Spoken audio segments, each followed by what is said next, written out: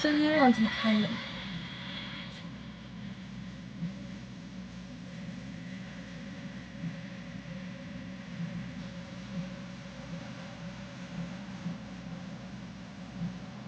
看一下声音的画面有没有问题哦。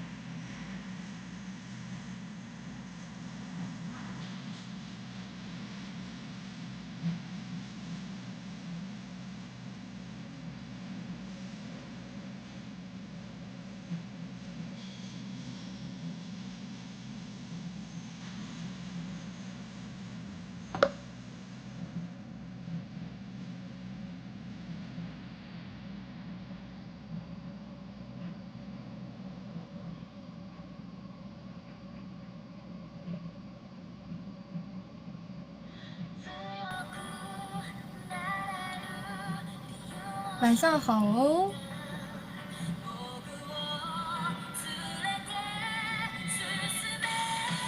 啊，谁知道一个好燃的歌？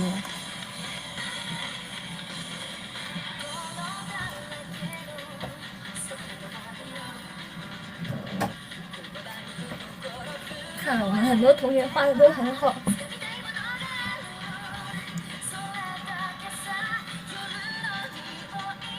到时间还没有。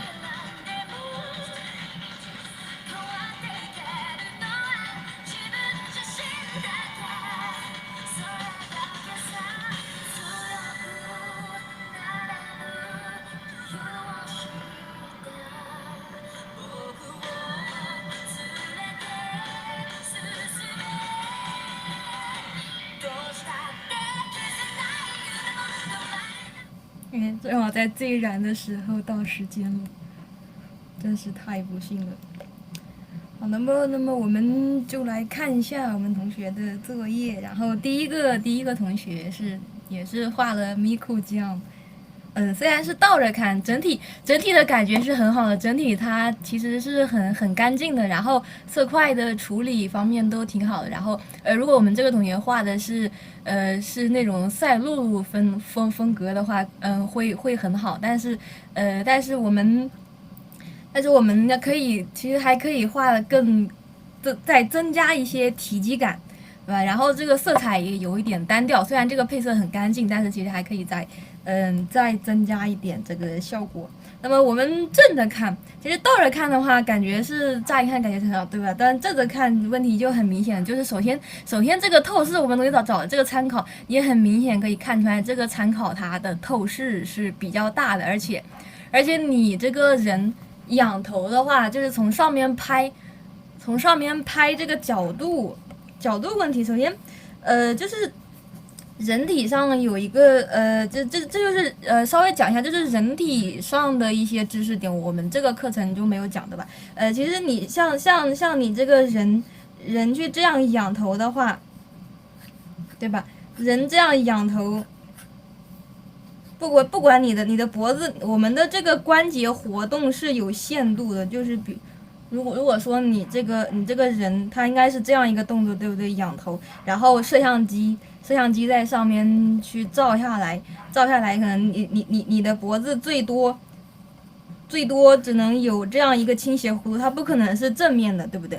但是我们这个同学这个透视很明显，他的这个中庭和下庭是比较长的，那么这样就会导致我们的透视看上去这个人的仰的角度有一点不符合逻辑，仰头的这个角度就有一点就是太过于往上，因为它的这个这张的话，它的中庭也就是大概这个地方有点过长了，就会导致我们的这个透视会有一点奇怪。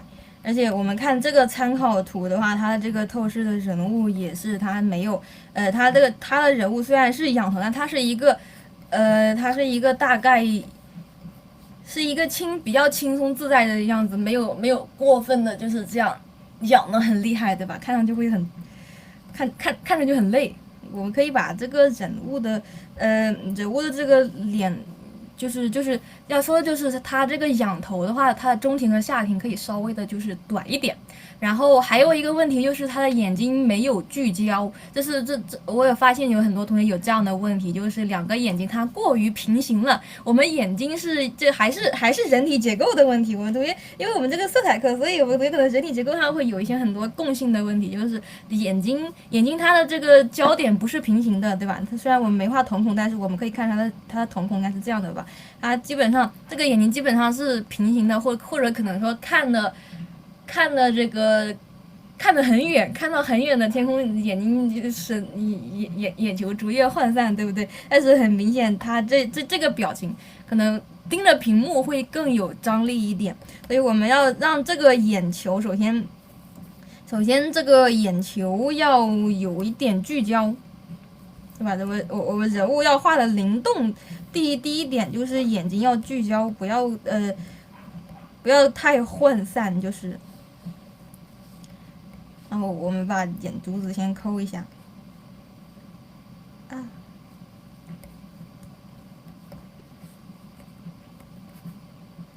还有一个问题就是我们这个同学画的是一个偏向于很正面的一个角度，那么正面的角度的话，最容易发生的一个问题就是画的很过于平行了，就会显得很僵硬。但是你这个动作又是一个非常具有张力的动作，所以我们画的时候可以不要这么拘泥于它的这个正面的角度。首先聚焦一下，稍微有一点聚焦。可以开一个这个参考图层，看随时观察我们的整体效果。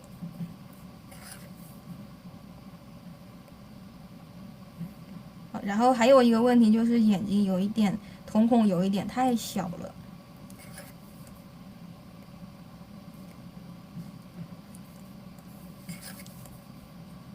瞳孔会适当的画大一点。眼白，我们不是说有那个什么下三白或者是什么眼白，如果超过这个眼睛的1/3，会显得眼睛很凶，或者是，对吧？眼睛可以稍微大一点，瞳孔可以稍微占得满一点。其实你的这个瞳孔。占这个眼睛的一半部分就已经眼睛的转动幅度就已经很大了，好吧？然后稍微的修一下它的形状。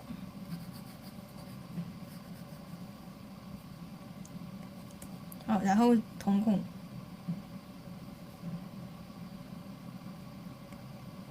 让它有一个。就是看向镜头的这个感觉，它会稍微的更就是人物会更生动一点。然后瞳孔的话可以加一点重色。我们同学的问题也是，到细节开始无脑瞎画。那么我们画细节有一个比较重要的点，就是要增加你画面的重色和。增强画面的重要的部分的这个对比度，比如说眼睛人物的话，它的眼睛的刻画会很重要，对不对？那么我们就把这个瞳孔部分稍微刻画一下。今天一共有几个人？VIP 交的基本上全都就是上课之前交的 VIP 全都抽到了，然后普通班同学抽了3个人是抽了3个问题比较明显的同学，好吧，就是这3个同学，我们同学可以看一下有没有自己的。那么然后如果还有时间的话，我们看看可不可以再抽几个同学，好吧？主要是先把这个等等，好像不是这个不对，是这张对，是这个，这个是我们抽的普通班的同学，然后看一下，如果还有时间的话，我们可以稍微再多看几个，再点一点也是可以的。主要是看我们余下来的时间还够不够，好吧？好，然后我们继续看这个同学的。好，首先还是眼睛的问题，眼睛可以再灵动一点，然后就是我们看一下，改一下，就是稍微改一下这个瞳孔的聚焦。等一下哦，原图，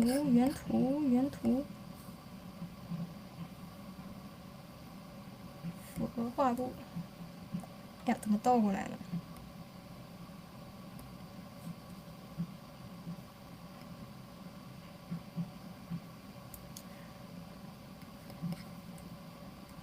好，我们看一下，这样改完，这个瞳孔其实瞳孔位置稍微变一下，就是他的眼睛就是和你的这个屏幕有一个互动了，对吧？刚才那个看上去就是眼睛翻的有一点不符合这个人体的这个活动的人体的这个活动规律。然后就是还有一个就是打光的话，那么我们增加细节，还有一个就是增加你的这个亮暗部分的这个颜色的这个灭数，增加它的这个细节的这个灭数，也就是黑白格子，我们同学应该有听说过，就是黑白格子就是增加它的这个面。比如说像这个阴影明显，像这里也是会有一些阴影的，就是我们可以去酌情的去加一些更细的这个阴影部分，去增加我们的这个真实感，对吧？比如像这些地方也可以加很多的这个，加一些阴影部分，像这个。这个时候就是要用到我们的这个手搓，就是这个时候你就可以自己去选择，有选择的去选这个阴影部分的颜色，就不用说每一个细节都加上，每一个细节都要去用涂层去加，那样涂层会非常多。卡碧色也是其中之一，不仅仅是卡碧色，还有比如说像你的这个整体的体积，这个，比如说这个头发的形状太平了，对不对？它是从上往下看，那么头发它会有一个相对来说会有一个侧面的形状，它不可能是全部都是这个被光照到的。我们可以增加一下它的这个侧面体积，它的这个立体感。对吧？如果想象不出来的同学，我们可以把它当成是一个圆柱体去想一下。比如说它是这个头发，你把它想象成是一个这样的立体图形，这样是一个这样的圆柱体的图形，大概是这样一个形状，对不对？那么光照你的这个光源应该是从一个偏正面的角度照到，那么它这个地方是最亮的，对吧？最亮的。那么侧面它会稍微有一点点这个阴影，或者是稍微有一点这个阴影部分的体积，我们可以把它稍微表现一下。这个就是要用到你对这个形状的这个理解。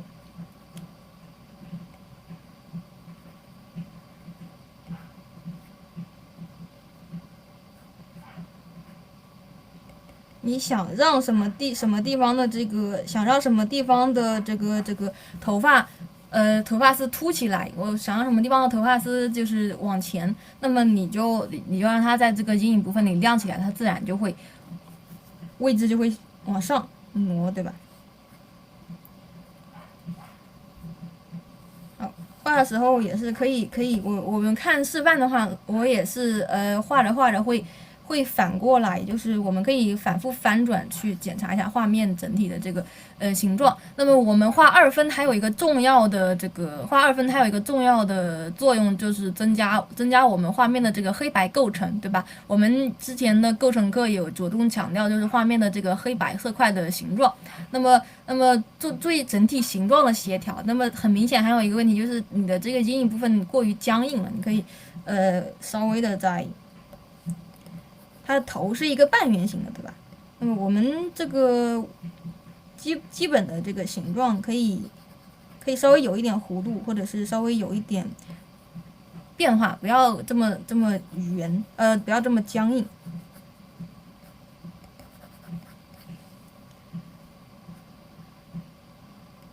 然后是这个暗部的阴影，像这种在亮部的这个阴影，可以颜色稍微淡一点，因为它受到周围的这个环境光影响很强烈，所以它整体的这个暗部可以不像所有的暗部，不要像大的这个暗部一样很深，可以稍微的轻一点。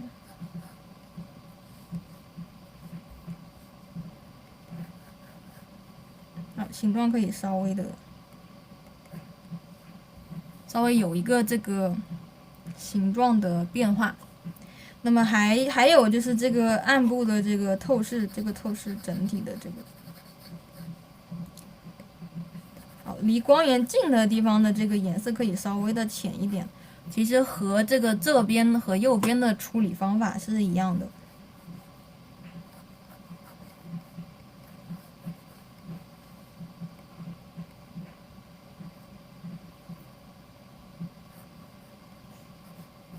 增加面数，增加这个体积感。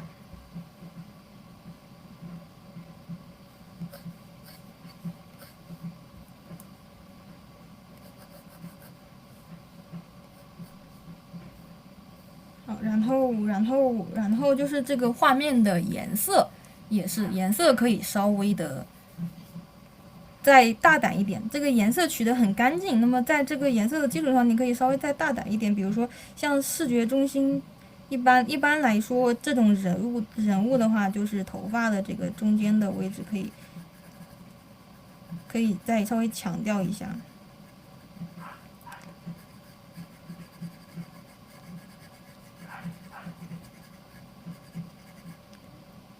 这个也是增加我们的这个同样是增加我们颜色的面数。其实在这个很细微的，我们可以看到它其实是很细微的去增加了我们的这个颜色的面数，色块的信息。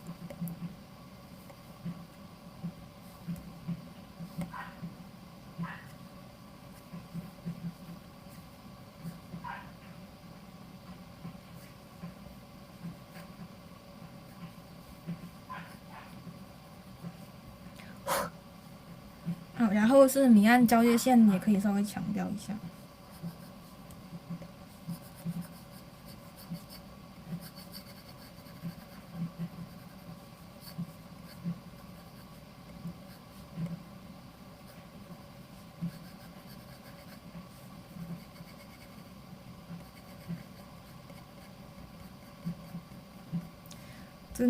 增加我们画面的这个渐变，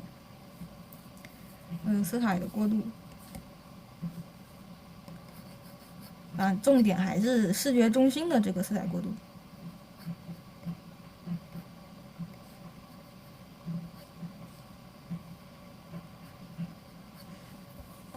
不是说亮部就完全没有阴影，亮部也是会有阴影的，对吧？只是我们要稍微注意一下，它的阴影没有暗部这么强烈，然后它的阴影会稍微的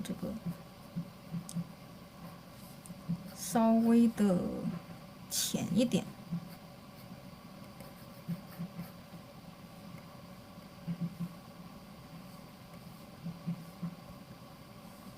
然后还有这个鼻子的这个光影，它应该是稍微和这个参考不太一样，因为它这个正面的光可能稍微会往下一点，是这个可能是稍微偏正前方的右上角，对吧？然后我们这个仰视的光影可能稍微再偏向于正面一点，所以说我们这个阴影可以再稍微的这个含蓄一点。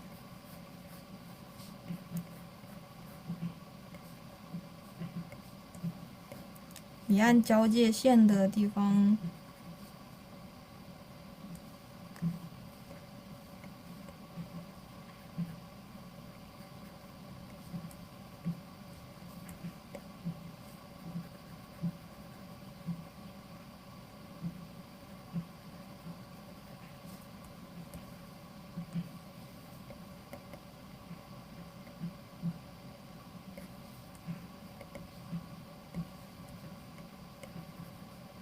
好，这里可以稍微有一个过渡。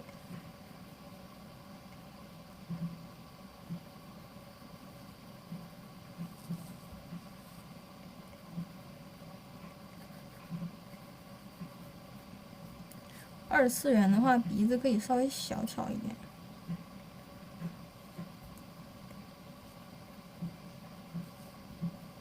增加我们的这个面数，然后增加皮肤的这个透光。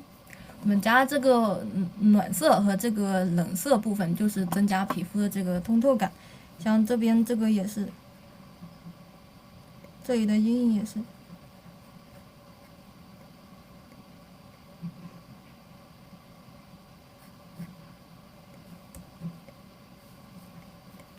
可以用到我们上课的时候讲的知识点，怎么样去让这个颜色在这个环境里边显现出来你想要的那个颜色效果。比如说像这个皮肤的边缘，可以稍微去加一点点暖色，不管是亮部还是暗部，都可以去加一点暖色。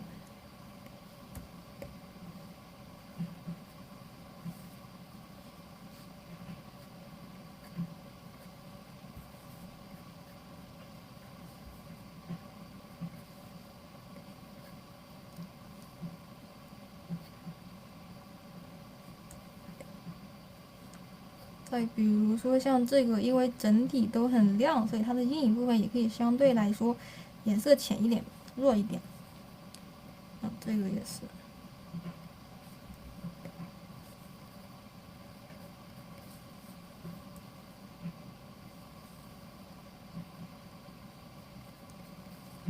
用一个色彩的过渡。然后还有比如说像这个手部的阴影。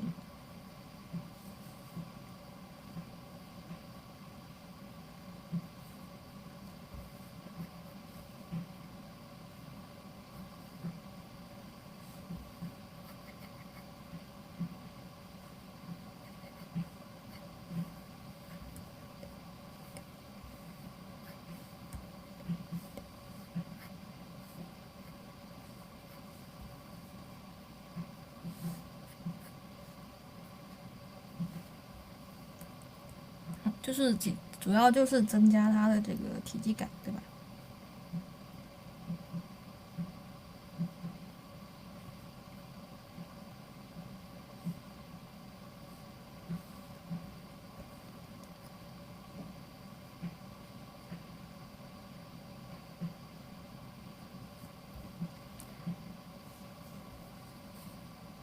然后眼睛也是眼睛的这个单独一条黑色会有一点突兀，那么你可以在这个眼皮上面加点这个角度。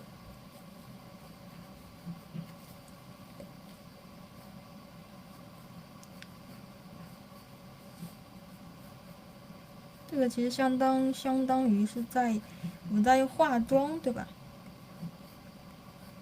眼皮也可以稍微透一点这个下面眼球的颜色。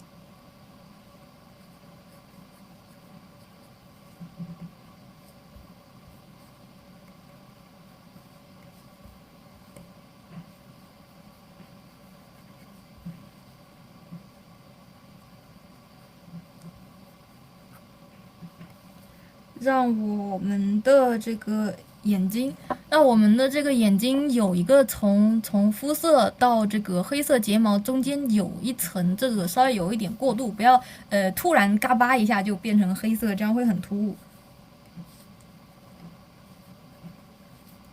而且这样像这张整体都很清透的话，你的眼睛其实可以不用取这么黑的颜色，因为颜色稍微重一点的话，在这幅画面里面就已经很颜色就已经很重了。就不用说特意去取很黑的这个颜色。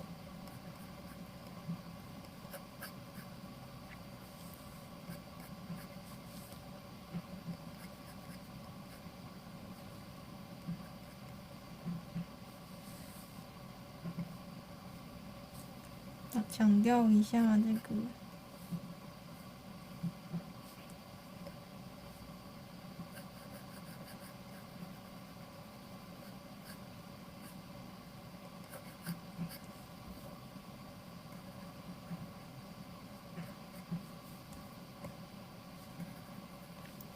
强调一下头发的这个视觉中心的体积感。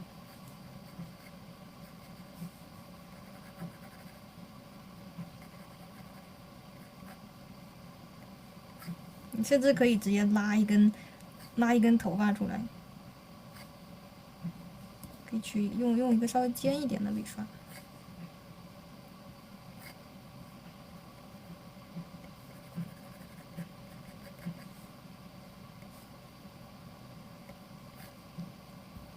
稍微有一点这个头发丝的穿插。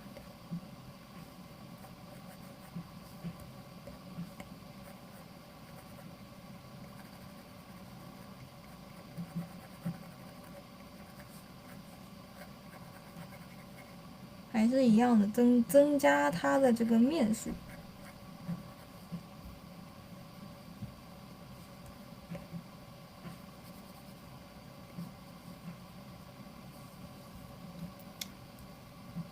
好，然后是这个一些像这种排线，可以加一点这个排线。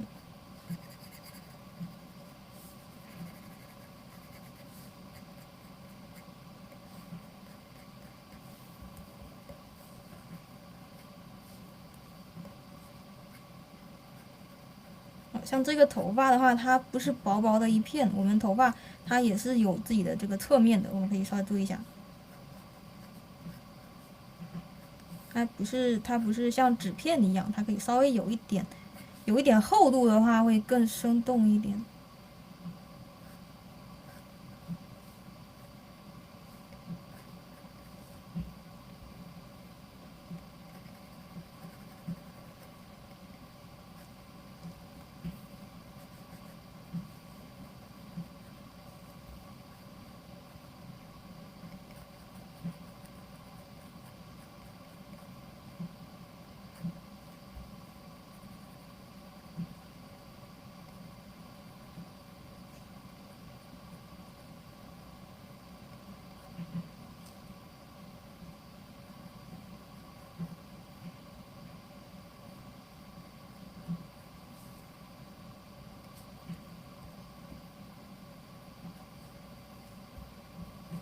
增加这个发丝的细节。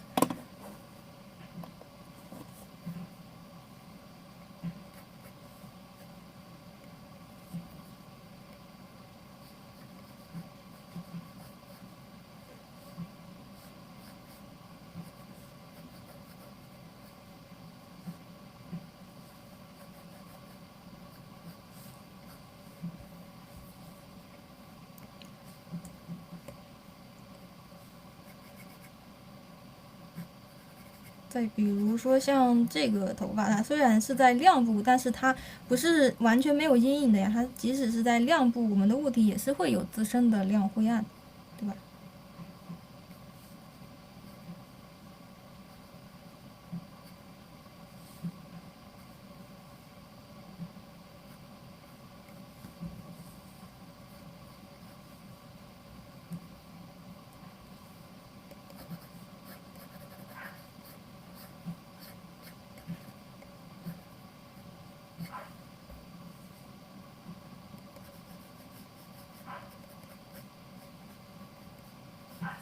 注意整体的这个头发的形状，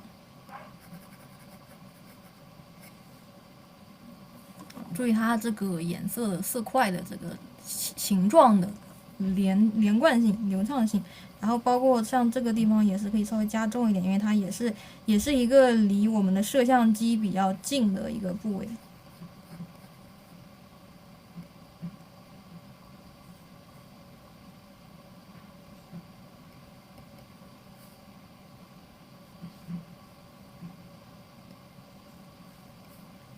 破亏特真难用。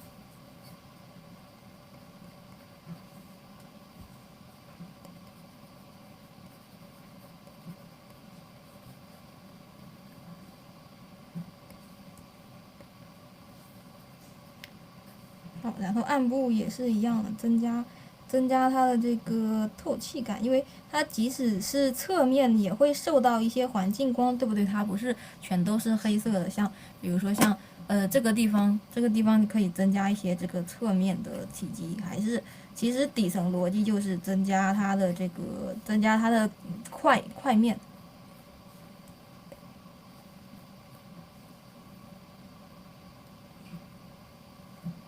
增加它的面数。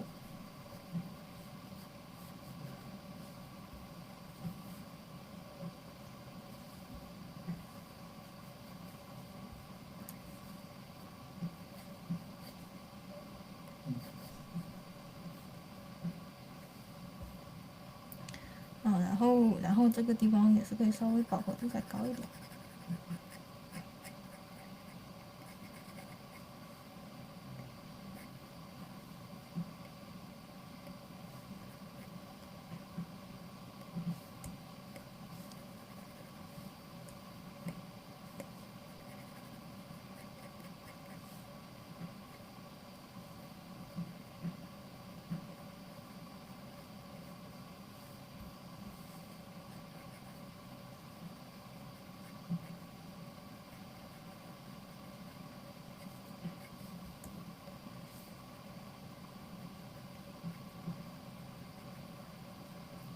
还有要注意的一个点是，我们的同学的背景是，地面是一个很白的这个地面，对不对？像这种，很白的地面，它是受到这种比较强烈的光，它的这个，地面也会反射出很强烈的光影，所以我们，要有空间感。就比如说像这种离地面很近的这个头发，它也会受到更多的光线光照，所以也会稍微亮一点。这个也是一个比较难的一个。也不是很难，就是因为这个角度，所以使我们这个知识点变难了起来，对吧？其实这个也是一个比较有用的知识点，就是增加我们体积感的一个知识点，就是靠近这个强反光面的地方的颜色，也会有一些比较颜色会比较浅，有一些比较亮的这个受光的感觉，你可以在它的这个明度范围内稍微的去增加一点它的颜色。这本来是一个比较简单的，不是特别难的知识点，就是主要是因为我们同学选的这个角度非常有挑战性，所以在这幅画面里面我们很难去掌握这个很难去注意到这个点。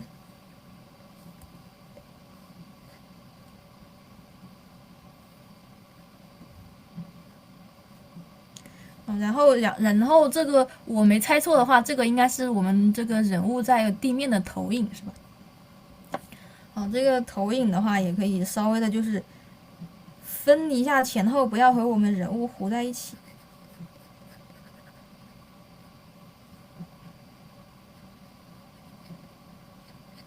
因为我看不太懂，所以按照我的理解来吧。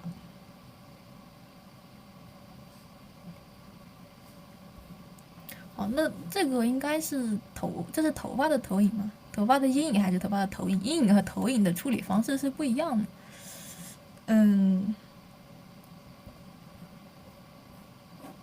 这个地方应该看情况应该是头发的阴影部分，或者说两者都有。如果是头发自身的阴影的话，可以纯度稍微高一点。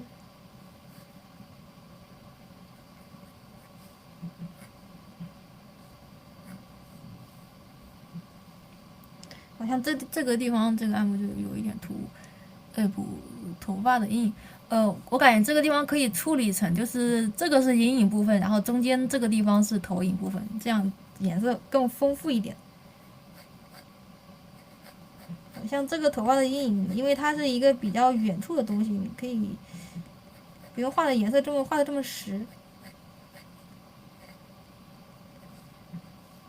稍微虚一点。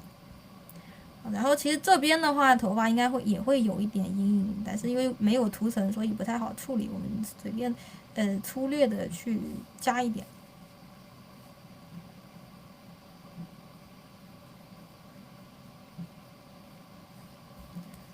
大概就是多加一些这个块面，还有像这个胸部的这个透视，应该可以稍微再修一下。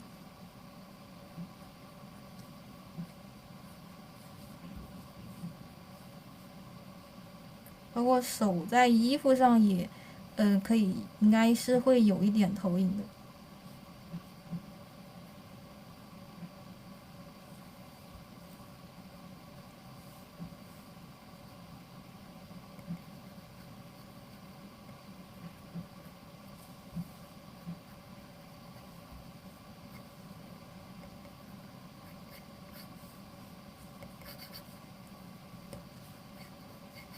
包括如果我们回去找参考的话，其实可以找一些这个像这个只是角度参考，但是这个角度的衬衫，我们同学还是不会处理，对不对？你看这个地方很明显，这里结构有问题。我们可以不仅是找这个人物角度参考，也可以找一下，就是像这种衬衫在这个角度应该是什么样子，这个角度的衬衫它是什么样子，它的，比如说你的脖子在这个地方，脖子的根部在这个地方，那么这个衬衫它是不是应该是绕在脖子一圈这个样子呀？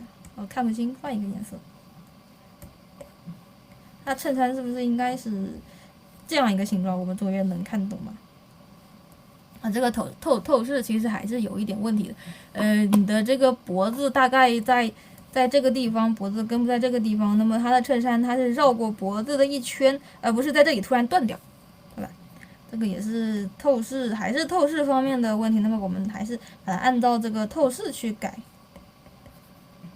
刚才改的时候，这里应该直接改掉。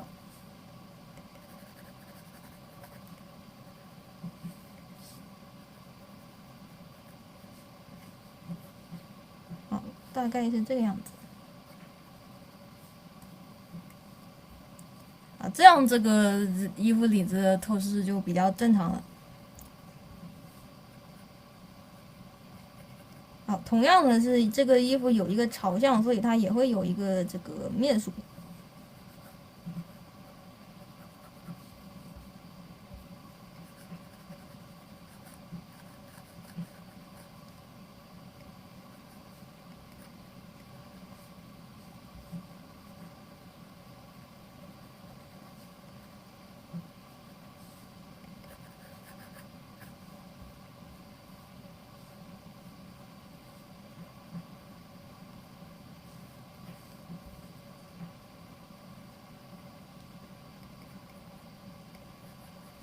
好，包括这个领带它也是有一个透视的。我们同学去画衣服的时候，最好如果画这种大角度的这个透视的话，你最好衣服也找一找参考。如果把握不好的话，比如说像这个领带，应该也是会有一点透视。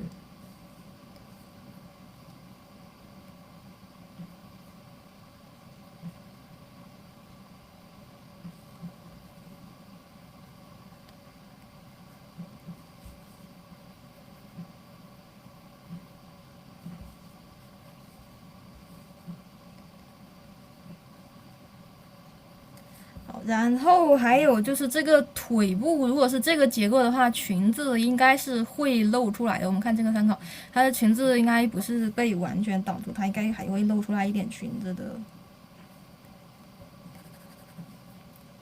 裙子可以稍微露出来一点，要不然这像没穿裤子，有没有感觉到？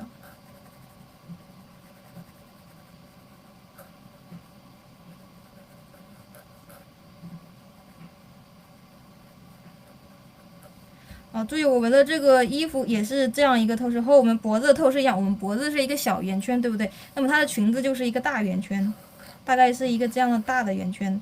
那么我们可以稍微的就是打草稿的时候就要注意一下这些东西。啊，然后裙子的这个投影。米谷的裙子是什么样子来着？好像有一层边，有一层封边吧，忘了，好像有一层蓝色的边。那我们同学如果感觉画面有点，我们同学这个问题是什么？感觉画面，哎，反过来，水平翻转一下，感觉画面无脑瞎画，衣服不太会画，衣服注意很多细节方面的细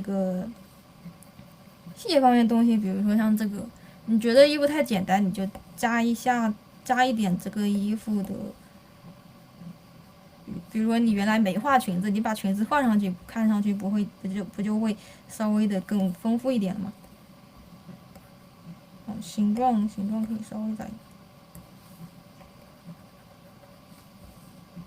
我记不太清了，应该是这样子吧。暂时先这样吧。然后我把这个关掉。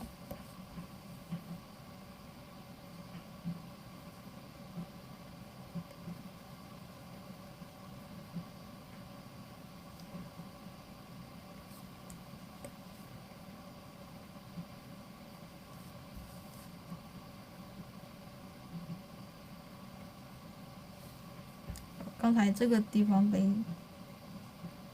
刚才这个脖子的阴影。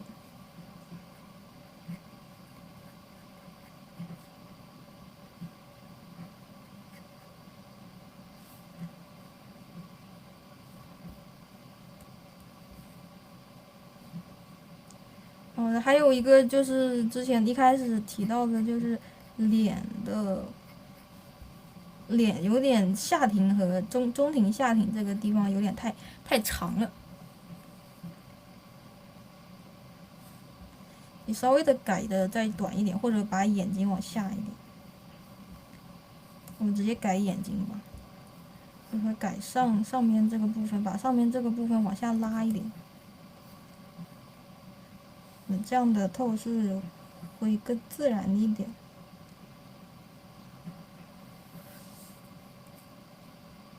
哎，抠了半天图，大概抠这里。其实这个手指头也有一点长。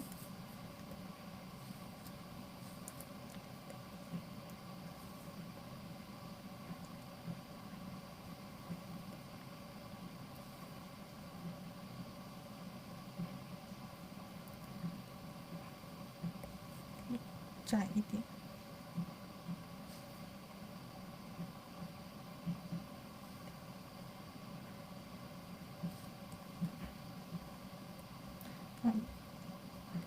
这样看起来就丰富了，更丰富一点。眼睛也是颜色可以再通透一点。我们去细化的话，除了一个增加面数，增加它的这个阴影和体积感，还有一个就是增加它的常色，对吧？两个角度，一个是体积，一个是常色。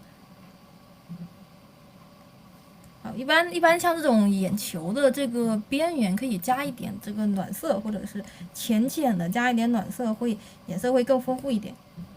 这也是一个小技巧。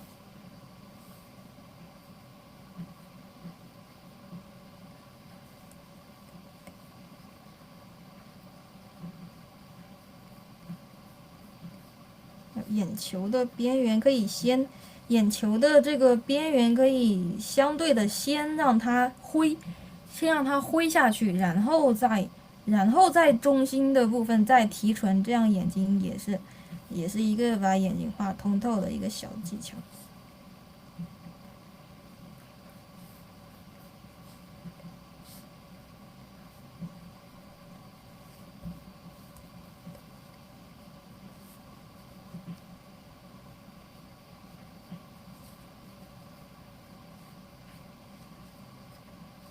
多用这个红色，像这种氛围和这个色调的话，你可以在脸部去画脸部的时候，可以多用红色和这个暖色或者红色或者橙色这种颜色去画颜色，可以不要这么灰，可以稍微再鲜艳一点。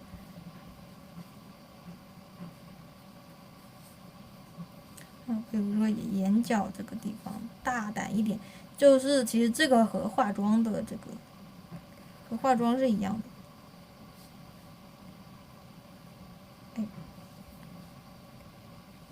像这个头发的这个人物头发的投影就是头发的投影，眼睛的这个褶皱就是眼睛的褶皱。可以，如果你怕乱掉的话，可以不去同时考虑，你可以把它分开来考虑。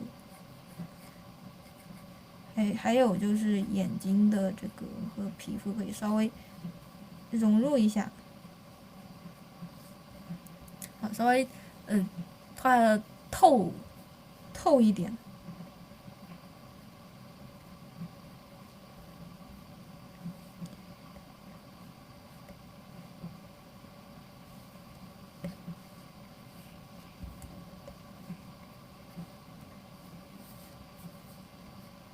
还是老样子，就是边缘可以加一点这个暖色。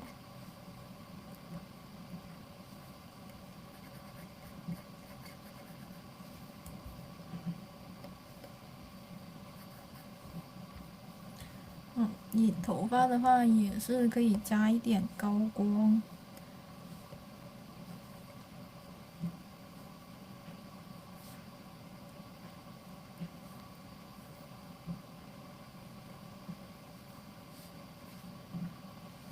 所以高光的形状它要形成一个弧形，因为它是我们的头是圆形的，我们的头是圆形的，稍微有一点弧形。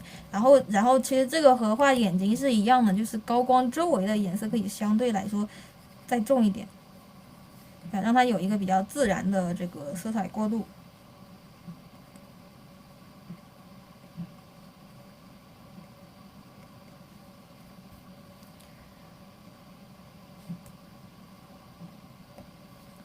我刚才抠头发抠个图，这里给它补上。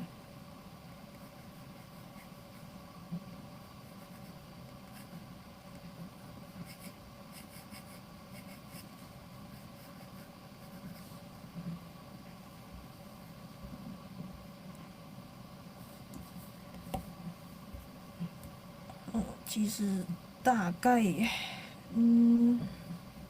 像这个肩膀这里看一下，肩膀这里。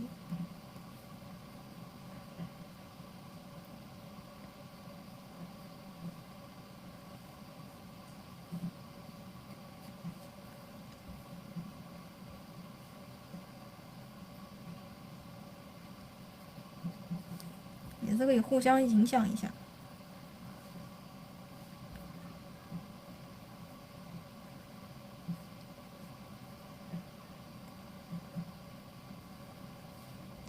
增加你的这个一个色块的这个颜色丰富程度。还有这个眼白其实也是会有一点阴影，比如感觉这里的这个眼球有一点突兀，可以稍微的，可以在这里稍微增加一点这个颜色的变化。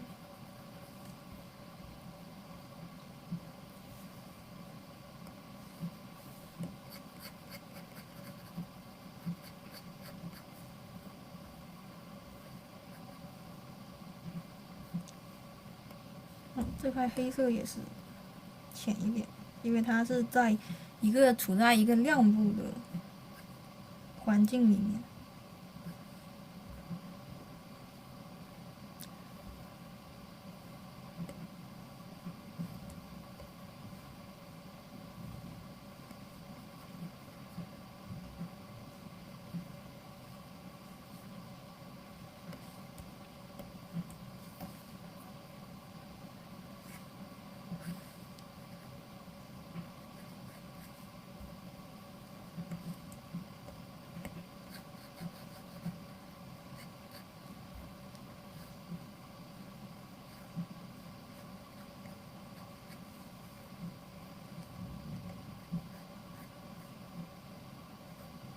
注意它的形状。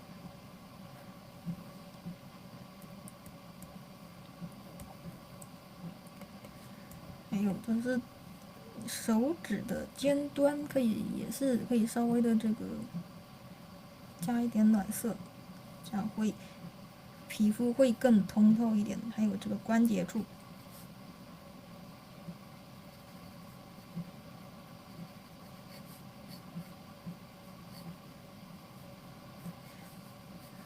不仅像我们同学这样，不仅像这个暗处有一点暖色，然后亮处也是加一点暖色进去会更。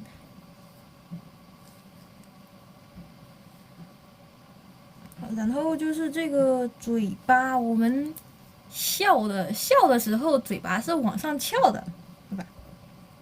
那么这个嘴巴的这个形状也是，我们笑的时候，虽然我们嘴巴张得很大，但是看不出来还是没有那种大笑的感觉，因为我们它不是一个大小，它大笑它不是一个大小的问题，而是一个幅度的问题，对吧？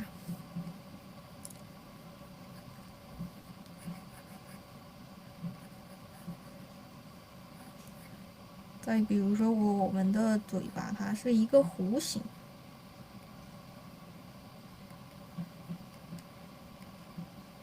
其实这个角度应该会有一些这个下压。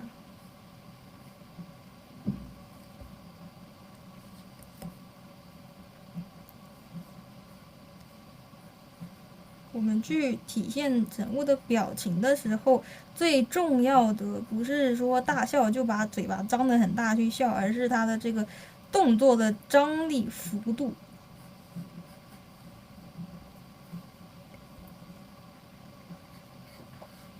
还有这个还涉及到一个口腔的透视，就是它的它这个口腔，它嘴巴里面的这个牙，它是一个大概是一个弧形的，它不是这个非常正的，因为我们这个同学在画的时候，他应该是把这个人物当成一个非常正面、非常对称的一个角度去处理的，这样很容易就是画的很死板。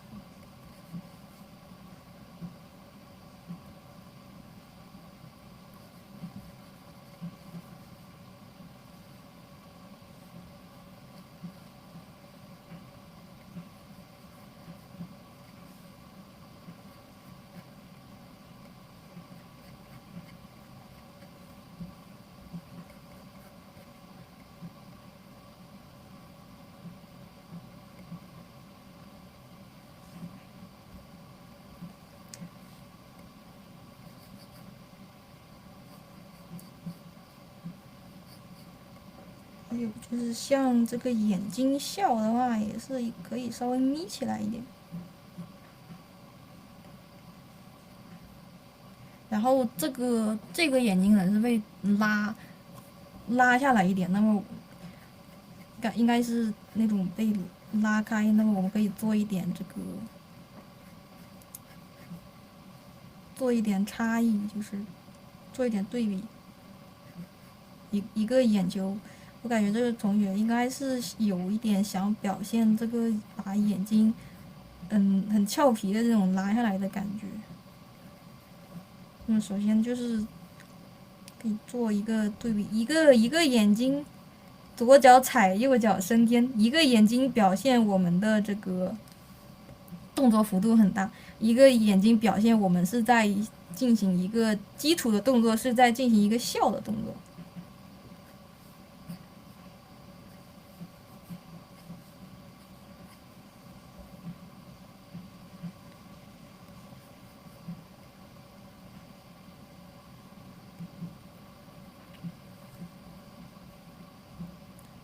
做一个稍微有一个一大一小的眼睛的感觉。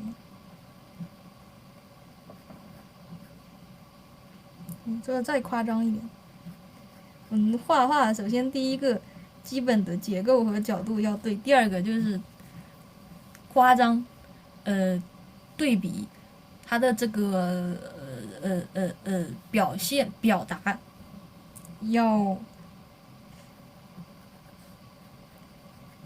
表达要大胆。然后就是这个脸型，因为你抬头的话，这个耳朵的位置有点不对啊，可以稍微往下一点，一会儿再改。你抬头的话，你的这个脸皮都展开了，是吧？有一个广告怎么说？脸，你动作幅度很大，你自己仰头试一下，你是不是感觉你自己的脸被拉，有一种皮都展开了的感觉？对，所以我们的脸也可以稍微的，就是展开一点，就是紧致一点，不要这么圆。而且我们这个同学一开始画的时候，本来就是一个看上去应该是，眼睛比较细长的那种，比较偏，成熟一点的，不是那么幼的这个画风，对不对？所以他的脸部更应该稍微在，就是稍微在这个瘦一点，或者是偏向于稍微再成熟一点的这个脸型。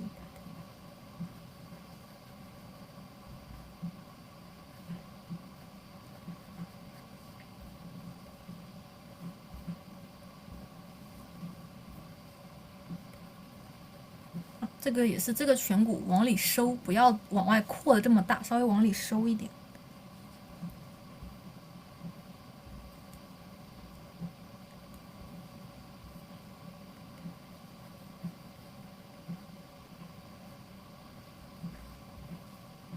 稍微修一下，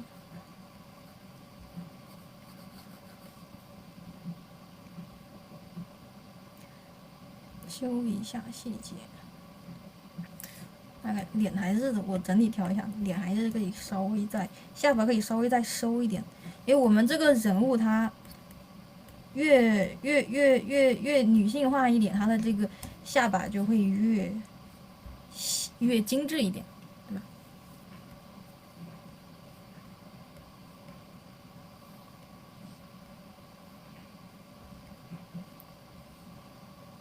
对，笑的时候嘴巴是往上扬的。本来这个角度，它的中庭和下庭就会稍微短一点，然后你再加上这个很大幅度的表情，它的嘴巴肯定是可以稍微再往上一点，或者说不要那么对，不要太对称，太对称的话，有的时候反而会很僵硬，你稍微的灵动一点，就是不要太拘泥于这个完全的正面，可以稍微的灵活一点，因为比你这个动作它这个动作本身它就是一个很动感的角度，对吧？然后这个除了有一些细节方面，比如说除了你的这个自身阴影，还有它的这个投影，稍微注意一下。这个是一些小的细节方面的问题，就是这个手可以稍微有一点这个手的投影。所以这个地方这个影子应该是有一个，这里的影子是有一点这个影子可以稍微有一点形状的这个修改。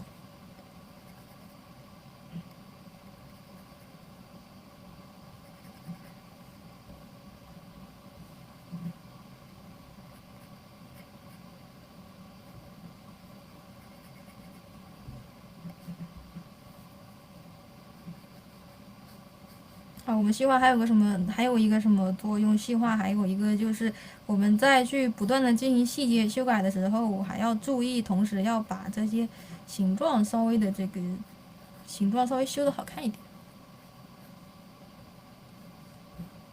点，修的稍微规整一点。然后刚才说的这个耳朵，其实耳朵你全部放到阴影里面也可以。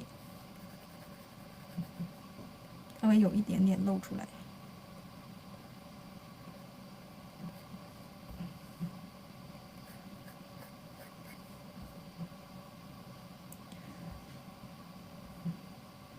大概是这个样子，然后像这个地方的头发，有点之前不知道，没关系，现在我改的非常爽。像这个地方，它也是一个面受到一个直射光的地方，所以可能这个地方也可以稍微再亮一点，还有一个平铺的感觉。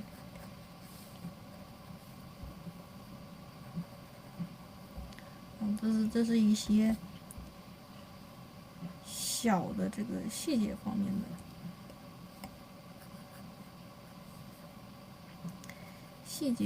的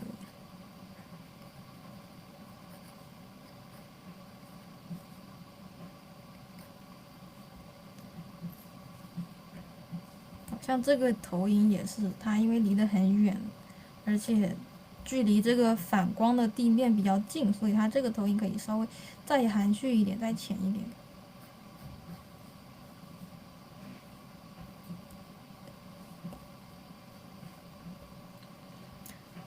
好，大概这个样子。我们第一个头，还有一个就是他的眼睛的头，刚才把这个眼睛的高光加一下，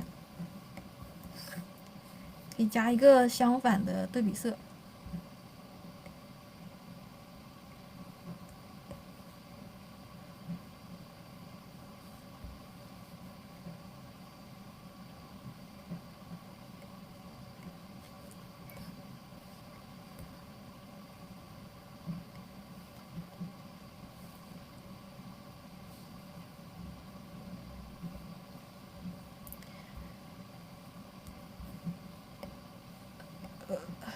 这个鼻子阴影部分，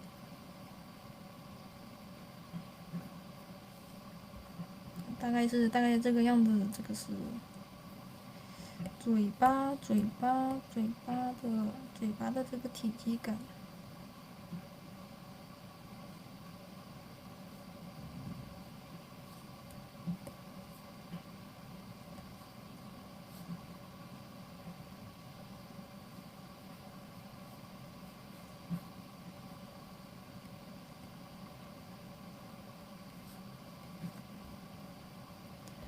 好，那么我们暂时就先，这个同学的先这样吧。这个地方也可以再改一下。啊，忍不住。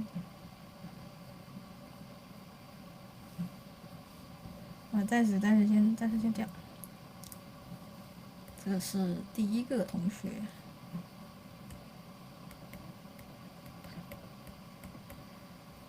好，然后这个，这个同学说什么？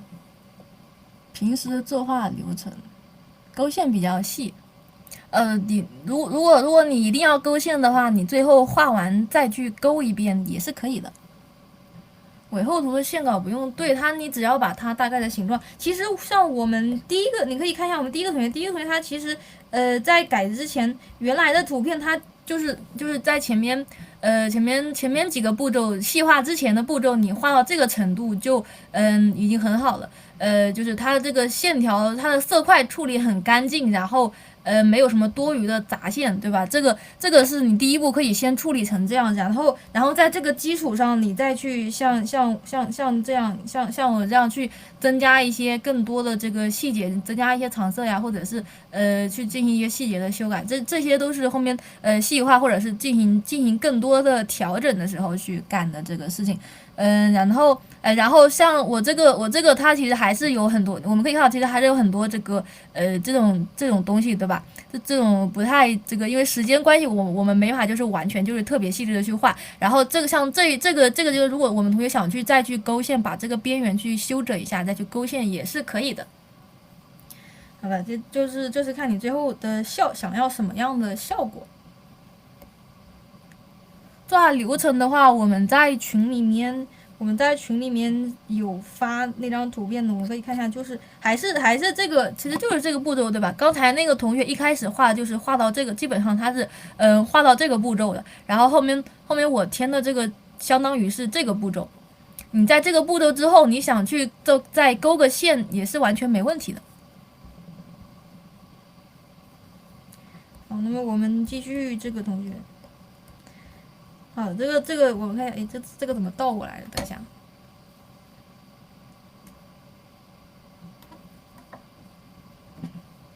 好，正过来了。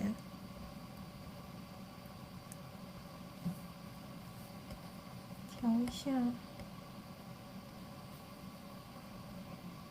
一下，你随时去观察它的整体的形状。哦，是吗？没玩过这个游戏，不过这个角色挺好看的。然后我们同学的问题，哦，反了，四米马赛，反了，细化不了先教。虽然没有细化的这个大的整体效果还是有的，加饱和度还是很灰。这个的问题的话，首先就是如果你使劲加饱和度还是觉得很灰的话，你是不是就应该反过来去思考，就是你是不是整体它的饱和度太高了，所以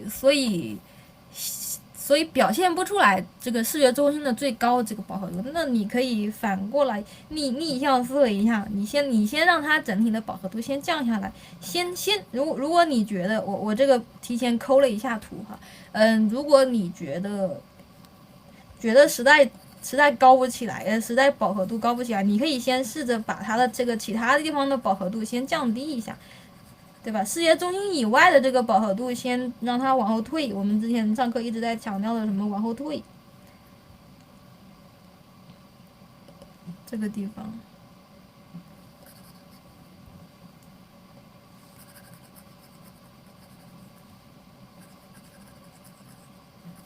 让它的这个颜色先灰下来，因为我们在画的时候，其实它不是其实我们去画创作的时候，它的本质是去做对比。如果你想要去表现一个东西的话，更多的是去做对比，而不是一味的去加它的这个某一个属性。然后就是像这个笔刷不要太明显，像这种的话，你可以有一个斜修，就是你先自动选区一下。怎么选不上？如果想做质感的话，有一个斜修，就是你先随便画一点，然后自动选区选。刚才选的很好，不小心被我擦掉了。稍微选一下，然后用一个这个笔刷在这个选区里面去画，它就会自然而然的有那种感觉。然后你自己再稍微的去修一下。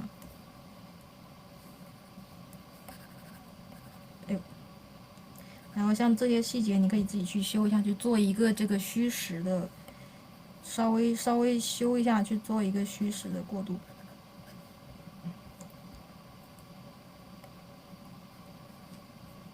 这个一般是在最后做质感的时候去做，这边也是一样。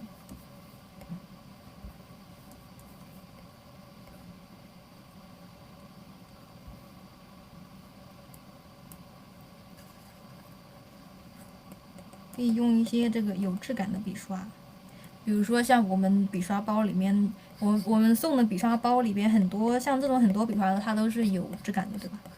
随便找一个用就可以。好，然后这个就是先把周围的纯度先降下来，然后其实这里也可以再来一块。这个时候我们主要是考虑的什么？考虑的我们色彩构成方面的一些小知识。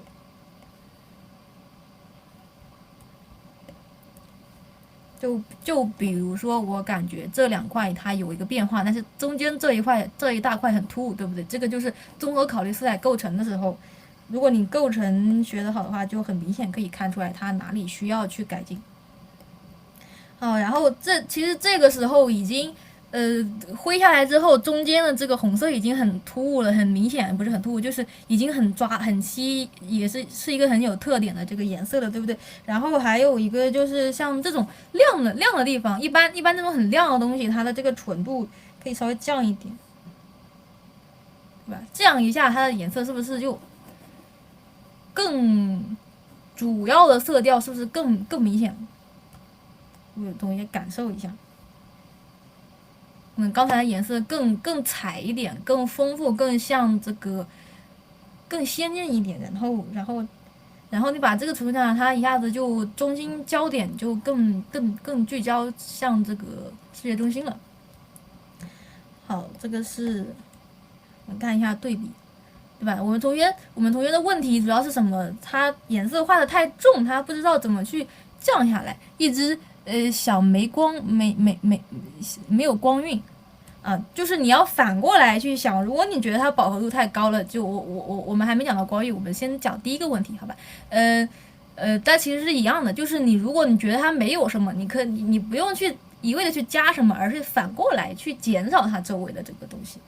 然后是这个其实像这张的话，它的光晕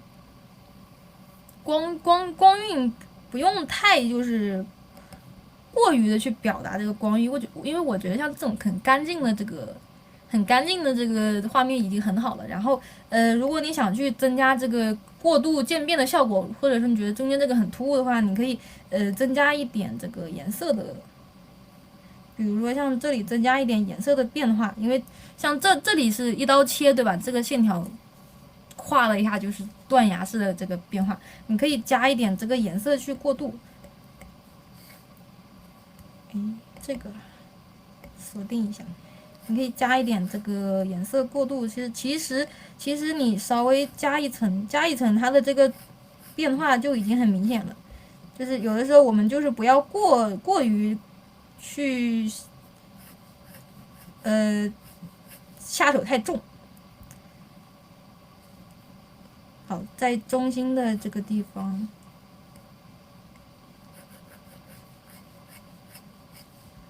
而且像这个黄色和红色，它是有一个这个有一个这个同类色的这个或者是对比色的这个感觉，对吧？所以他们我们在色调的时候去分析色调，有分析过，我们影响一个颜色的这个影响我们画面整体色调，不仅仅是它的自身的颜色，还有它的整体的这个色彩倾向，或者是它整体的颜色的比例，对吧？其实稍微加一点，它会起到一个衬托、是点缀或者是衬托的作用。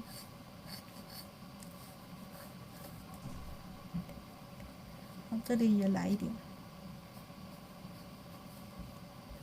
要起到一个点缀的作用。然后就是这个刚才改到这个地方。刚才只是改了一个大体的效果，对吧？像这个视觉中心还可以再继续的去，继续再细一点，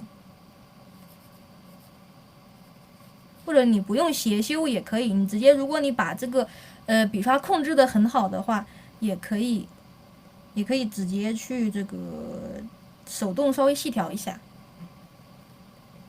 稍微手动的去改一下。然后我们同学是要加光晕，对吧？就可以在这个地方稍微的去加一点光晕，先锁定。我们画画的时候一定要记得善用锁定图层，锁定和选区这个功能，它能够很大的节省我们画画的这个时间。其实这个勾边就是我们上课的时候讲到的，就是勾边的话一定细一点，不要画很大一条，对吧？那样感觉很粗糙。你稍微细一点。如果你觉得不够的话，你可以慢慢加，但是不要一笔画下去。然后这个，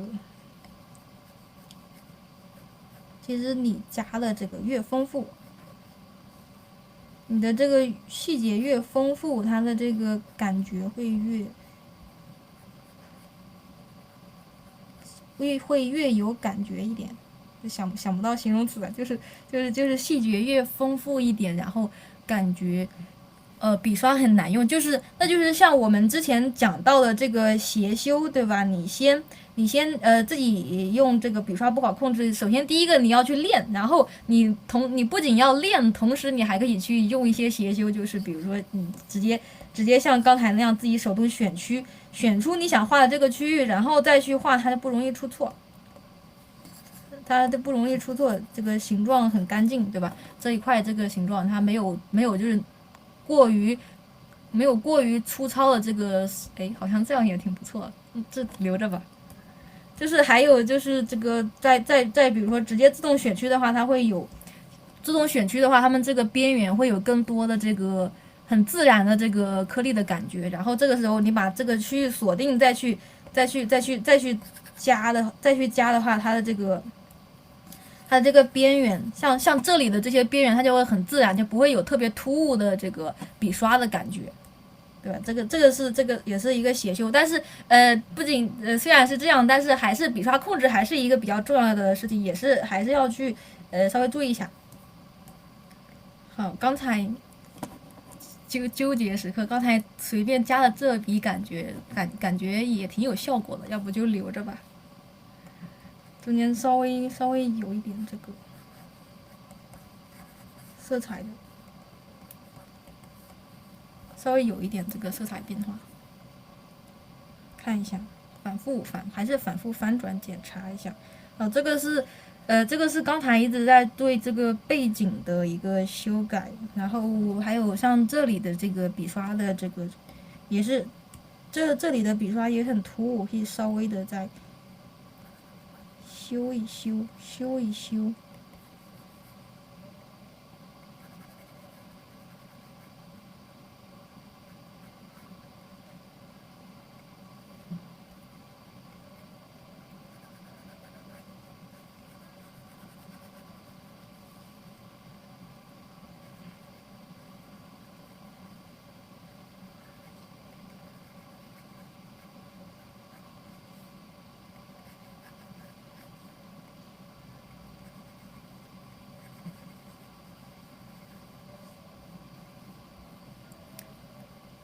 整体就是不要让你的这种不专界的笔触太过于明显。如果你后面去掌握了这个笔刷的话，稍微保留一些笔触也是很有效果的。像这里的这个变化也是稍微的再柔和一点。然后刚才是改的这个背景。那么我们这个人物也是，不过我们这个同学的还没有细化完，对吧？他只脸部画的比较细节。人物的话，我看他问题是什么？光，好像我记得是说什么光，人和背景混在一起区别不开。这样改完之后区别应该就挺好的。但是其实我觉得人物稍微和背景融合一点也挺好的，你看我们个人的选择吧。然后就是人物打光的话，可以稍微再打点光，我们试一下，好吧？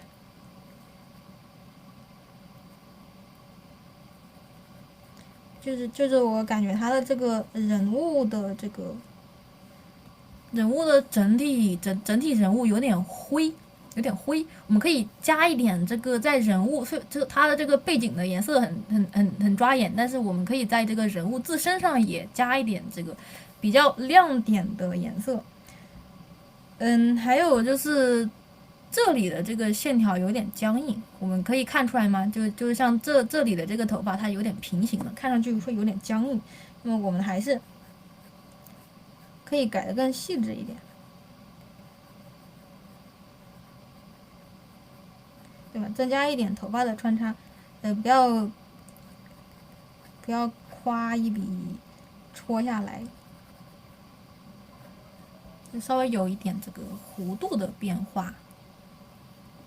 亮暗不知道怎么区分。就是其实你稍微在视觉像这样在视觉中心这个对比强一点就可以了，就是不用整体都不要整体都是亮暗黑白分明的感觉，对吧？我们有对比才会有重点。后面那一大片主要就是你的这个色彩的过渡。然后头发的话，我们可以稍微头发稍微的这个加一点，怎么是暗？还是原来这个颜色吧，稍微加一点这个，分一下这个前后关系。头发有点糊在一起的话，就是区分一下前后关系。怎么区分前后关系？就是和刚才讲的刚才那个同学一样，就是增加面数，增加它的这个面。细微的，就是一点很细微的这个面数变化，不是说整体的都变亮或者是变暗，它是有一些细微，但是很细微，但是很干净的色彩变化，就是比如说像这个选区，它的这个边缘很清晰，不要不要就是像这种糊或者很模糊不清，交代的过于模糊不清的这个变化，这样只会让我们的这个颜色越来越糊。我们再去增加面数的时候，首先你一定要注意你的思路要清晰，你要知道你这一步到底在干嘛，到底是画在什么地方。然后同时就是注意看我们右上角这个整体，同时就是要注意一下整体的这个变化，还有像这个比较明显的是这里脖子这里感觉，我们同学再感受一下，反过来的话可能就会比较明显，就是感觉这里的这个地方会有一点僵硬，对吧？像我们这个看一下这个原来的这个衣服，它是一个绿色的领子，我们这个同学画的这个颜色可能会有一点和原图会有一点色差，可以稍微注意一下。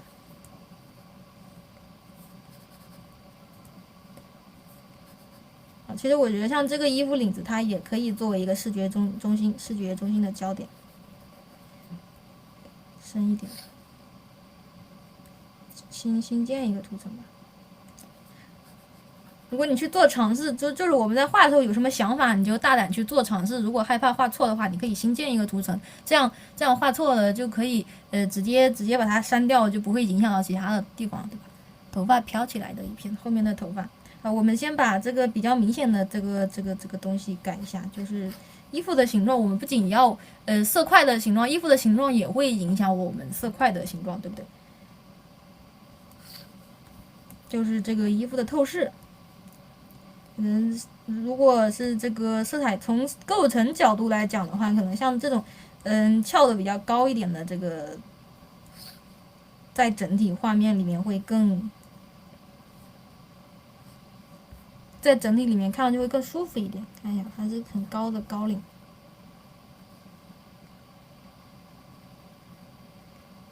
好，可以看懂我们的这个透视吗？它应该是它这个透视是这样一个透视，大概是这样一个透视。好深了，画一个比较这个明显，它大概是这样一个透视，对吧？这样可能看上去会更，这里怎么被擦掉了？这里是也是一个影子，大概是这个样子，对吧？这样一个透视会看上去会更这样一个形状看上去会更舒服一点。长头发，一会儿我们来说长头发。我们先把衣服这里稍微修改一下，把它的形状稍微修一下。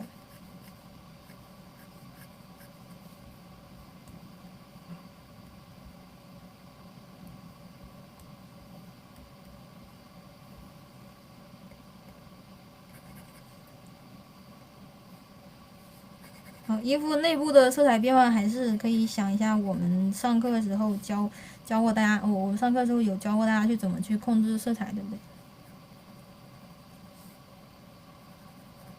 对？然后下面我们同学还没有没来得及细化的话，我们就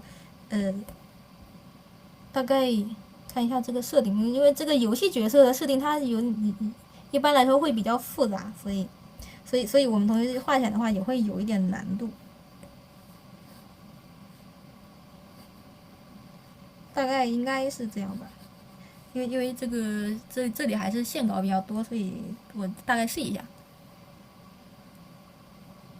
然后像这个整体还是整体的这个形状，我因为这个人物画到后面就会很画的比较乱，或者是线稿，我们可以看得出来这个同学的线稿也是比较潦草，对吧？那么就很容易忽视一个点，就是它的这个色块的它自身的这个构成形状构成。我们这个同学他其实大的这个形状还有大的这个色彩的感觉挺好的，就是一些细节上，比如说它的构成整体构成的这个流畅性，看一下对比，原来这个构成是整体的这个三角形，看这个大的形状是模糊不清的，对吧？你可以增加一下这个领子的形状，这样它感觉一下子就是有精神了，有没有感觉？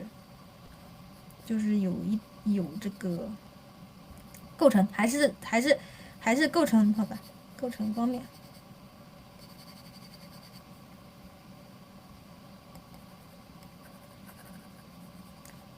我们色块的话，主要就是构成。然后这个衣服的细节方面我就先不去改了，因为细节我们同学还没画。总之就是注意的还是那几个点，一个是色彩，一个是形状。好，然后头发的话，头发飘起来就是其实头发飘起来总体来说就是两个方面，一个是整体的形状，还有一个就是发丝。但我们这个同学他整体的形状其实思路还是挺对不起，我的鼠标歪了。我们这个同学他的这个思路还是乍一看还是挺清晰的，就是这一缕，这里一缕，然后这里有一缕长的，然后这里有一整坨大的，对吧？我们这个同学思路其实是很清晰的。那么。刚才这里稍微修一下，好吧。然后其实我们这个同学这个思路已经可以了。那么下面要注意的什么，就是注意他的这个，你要一直保持下去，思路一直要保持清晰，不要画到最后越画越糊。就是我同学容易遇到一个问题，就是越画越乱，对吧？比如说像这个。这一缕，然后你在一直保持清晰的思路，你就是一直知道你画的这一缕到底是什么东西的同时，你要保证它的形状好看。这个就是我们下面要注意的，就是它的这个整体形状的这个流畅。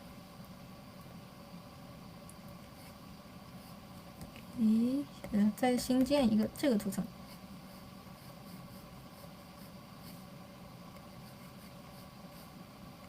还有就是整体的这个形状。画完脸就不想画了。对，确实，因为我们一般会对自己感兴趣的地方会多关注一点，然后像这个衣服这个地方，我觉得不太对这个角色来说，可能更喜欢他的脸一点，然后这个衣服画到后面，你画前面也画累了。然后就不想继续画下去了，这个很正常。你首先，如果是练习的话，你画一定它是一个长期的过程，对不对？你如果不想画，你可以放一会儿，放一段时间再画，或者是如果你想有进步的话，一定要逼着自己画下去。还有一个方法就是，如果你想画一幅比较完成度高的插画，你可以不画身体，直接画脸，这个直接规避难题。当然，大部分情况下我们还是。大部分情况下，如果你不想画的东西，其实恰恰正好是你需要去练的东西。像这个对这个地方也是，我们应该是这里还没画完，对吧？我稍微拿这个演示一下，就是形状要流畅。我们细化的时候怎么细化？演示就是，比如说像这个地方细化的话，就是主要就是把这个形状画好。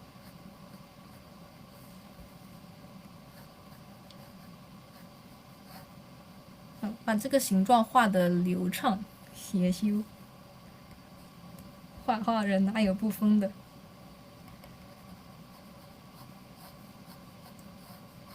好，线条的流畅。所以说我们半透图它就不关注线条了吗？不对，半透图也要关注线条，甚至要比你的平图更关注线条，因为我们关注的线条是要在画色彩的同时去关注线条，好吧？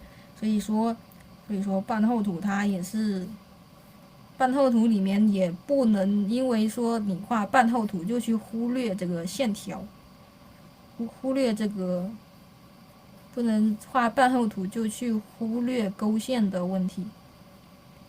我们是有在勾线，但是我们这个勾线它是融合在我们上色的过程中了。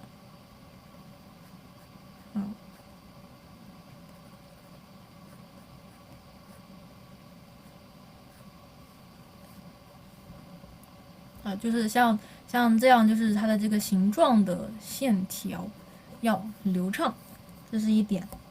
还有一点就是像这种穿插比较多的，对吧？还有，注意又要讲到小技巧了，就是比如说这里头发丝比较乱，它穿插比较多，对不对？我们同学容易画断断续续的。然后我们同学为什么会画的很僵硬呢？就是因为你画的时候断断续续的，画到一半，我想到一个很猥琐的形容，拉屎拉到一半被打断了，就是你画到一半被打断了，所以你就流畅不起来，对吧？那这个时候你就可以先怎么搞呢？先画最后面的。比如说你先画这一根，我看一下，这一根是最后面的一个头发，对不对？你先画后面的，然后慢慢再往前画。这样会减少我们画面被打断的这个次数。我们先不要管其他发丝、其他部分的死活，先把这一根发丝修得流畅一点。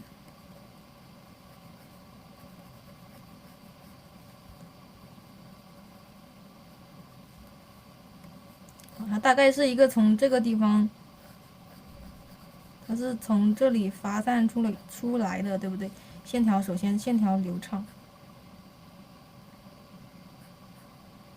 思路清晰，线条流畅。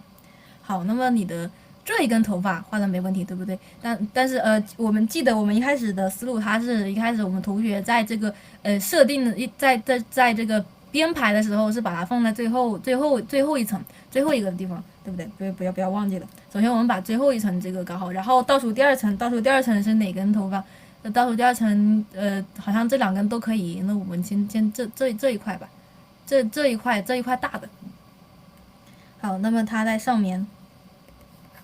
这个时候我们还是不要管思路，还是最主要的还是思路要清晰。然后思路清晰了之后，先不要管其他，先不要管其他发丝的死活，不是，先不要管其他部分的死活，你先把它自身的把你当前图层的这个它的这个色彩变化啊、结构啊，还有它的形状啊之类的都搞清楚。比如说像这里有头发的透光。它应该是在这个衣服领后面。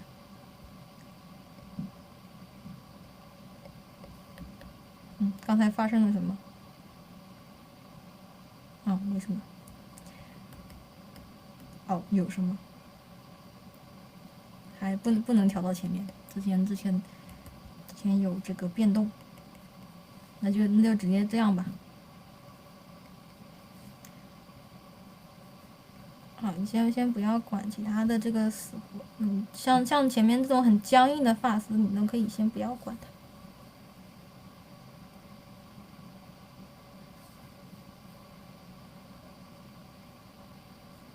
它。其实这样我感觉会更透气一点，对吧？这样把你鼠标又歪了，像这样把后面透气的感觉，看一下原设定，其实差不多。感觉这样会更透气一点。总之就是，它是绿头发嘛，绿色挑染，粉绿色挑染。等会儿，好复杂的头发。那它这个里面应该是绿色。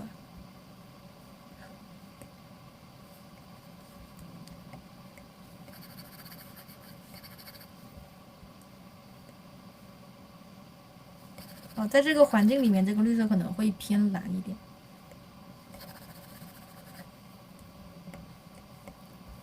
总之就是有一些细腻的这个色彩变化。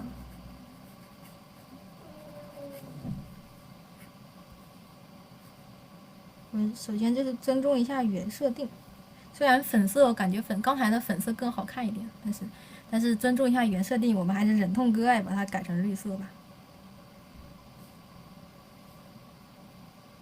是绿色吧？有点看不清楚。应该是绿色的挑染。等等，绿色的挑染，好复杂的头发呀！五颜六，这就是五彩斑斓的白吗？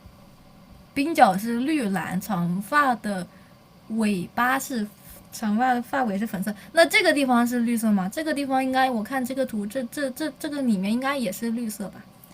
然后是这个我们还是头发是灰色。头发是灰色。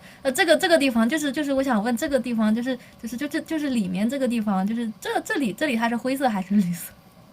这里是有绿色挑染吗？还是就是整体都是灰色，然后下面渐渐都是绿色？总之就假设它这个透光吧，好吧。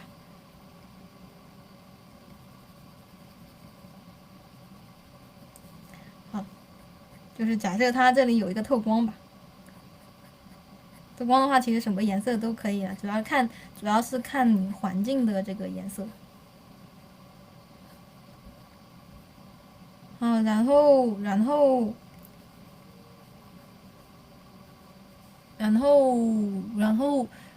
大概是这样。我们刚才就是把他的这个头发人，就是整体的做了一个让它更透气了一点。因为他可能他本来这个人物他的头发没那么通透，但是因为这幅画我们这个同学设置的这个画面构图的特殊性，因为它背靠着一个很大的光源，它背靠着一个很大的这个像月亮还是不知道是什么东西很大的一个光源，所以它头发我们可以进行一些特殊的处理，作为我们的画面亮点。就比如让这个头发可以通透一点。然后它的衣服也是，衣服的这个形状稍微注意一下。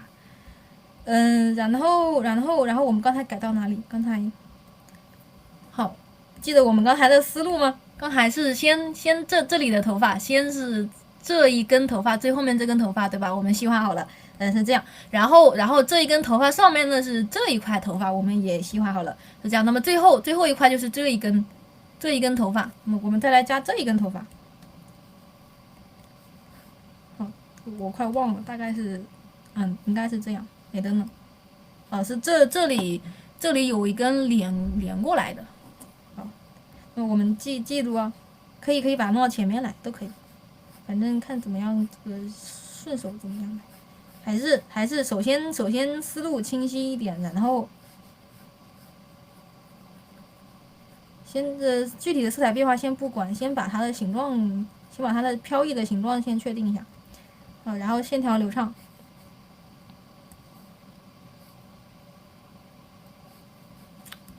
笔刷用错了，那个是刚才画背景质感的笔刷，其实问题不大。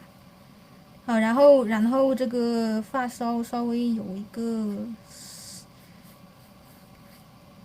稍微修一下这个形状。如果有涂层的话，我们同学是直接可以在涂层上面把它形状擦出来。我这个是没有涂层，所以我直接吸背景的颜色去改了，好吧，都是一样的。好，然后我们刚才同学有说到，就是发梢是粉色挑染，那么我们还是考虑到我们的第一节课的内容，怎么样去画这个粉色，或者说怎么样在这个环境里去画粉色，就是怎么样去考虑环境色的同时，去整体色调的同时去画粉色。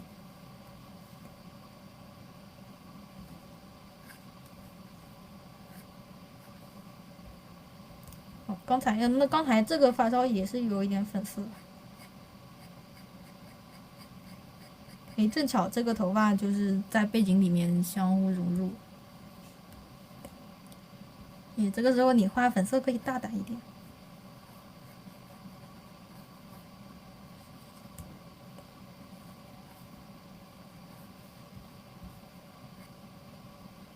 五彩斑斓的头发。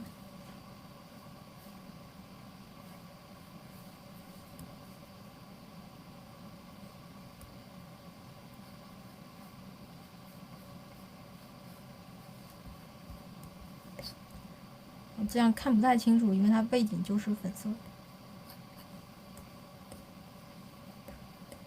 那么我们可以做一点这个明度的差异，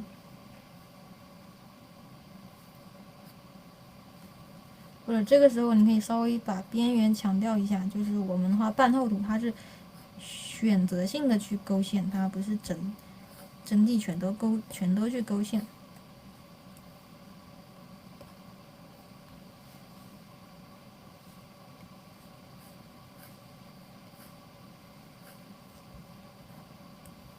其实不勾也是一样的，因为它只是一个边缘的一个小的发丝，严谨一点。好，然后是这个刚才的这个地方，这个地方也是稍微稍微画亮，稍微加一点点这个亮的，有这个发丝的感觉。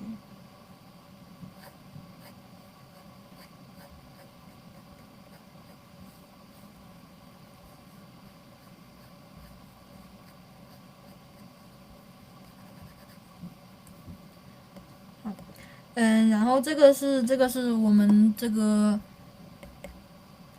是改完之后的这个，改完之后像这个就是我们一个细化的一个比较细的一个讲解。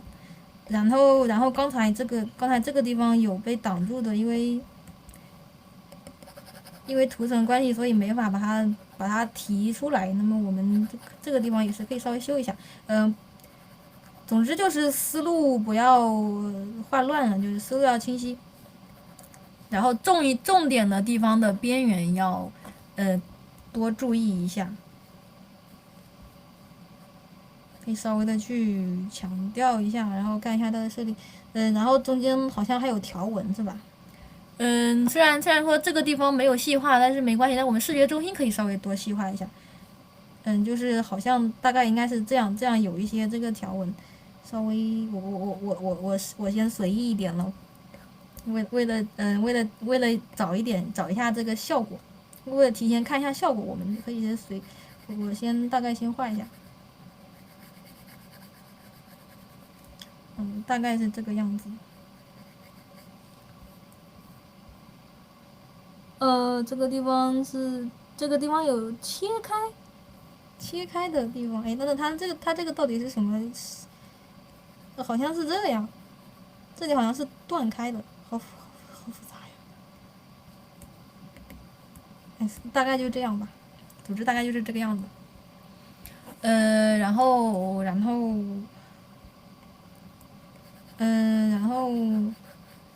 这个又有一点太翘。总之就是纠结，你纠结的越多，可能这个最后学到的会越多。抽象辐射，因为它这个游戏这很正常，游戏角色它就会虽然看上去好像一目了然，但是你仔细一看全是坑，全是刺客，对吧？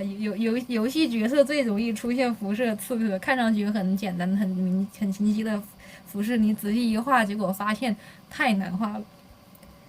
好，然后这个刚才我们细化的是这里的这个头发，我们可以看到这个明显就是看上去思路会稍微清晰一点。然后还有就是像这里的头发也是，我们可以后面自己加个图层，这个是最上面的图层，这个也比较好。像这里这个头发也比较好处理，因为它是最上面的图层嘛。如果你可以直接在你自己的图层里面去把它这个形状稍微再规整，再画的流畅一点，修一下就可以了。然后像这些东西，这个我暂时就不细化了，太多了细节。然后其他的话，这个比如说像这里，这里也是，比如说这里，还是一样的，都是一样的逻辑。首先就是先搞清楚它的这个。先搞清楚它的思路，然后把它的形状修整齐，修的顺眼一点，舒服一点，对吧？是修的流畅一点。然后比如说像这里的透光，你可以大胆一点，因为它整体的这个色调是偏粉的，对不对？你可以给一个偏蓝紫色一点的吧，因为我喜欢。它这里会有一个透光，因为像上面这个它是渐变，对吧？可能像上面的话，它还是一个还是一个灰色或者是绿色过渡的这个感觉，所以它颜色不可能太粉。当然也不一定，因为我不太清楚它这个到底是具体有多少。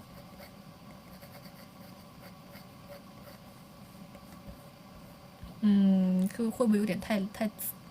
还行。好，这里这个黑色我刚才一直想改，就是这里有黑色有点太多了。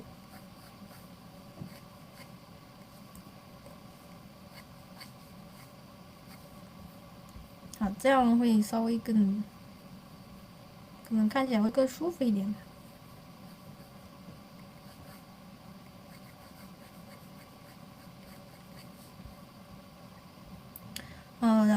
然后我们中国同学在这里抽了个发丝，你可以把他的这个发丝也是改的再流畅一点。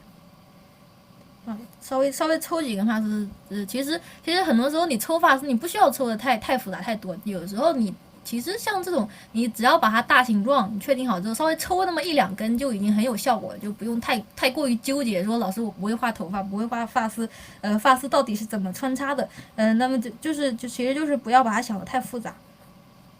其实这里感觉还是这样会更舒服一点。掏个洞。总之，你头发觉得奇怪，你就掏个洞，万能的掏洞大法。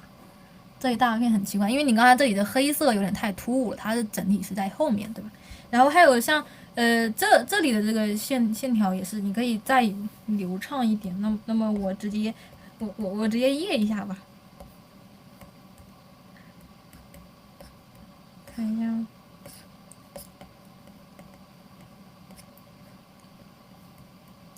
直接页一下，就是像这里，不行，应该是这个，哎呀，瞧到嘛得，就是像这里的这个弧度，像这里这个弧度可能会再柔和一点，会看起来会更舒服。这个也是考虑到这个就是要我们你的这个。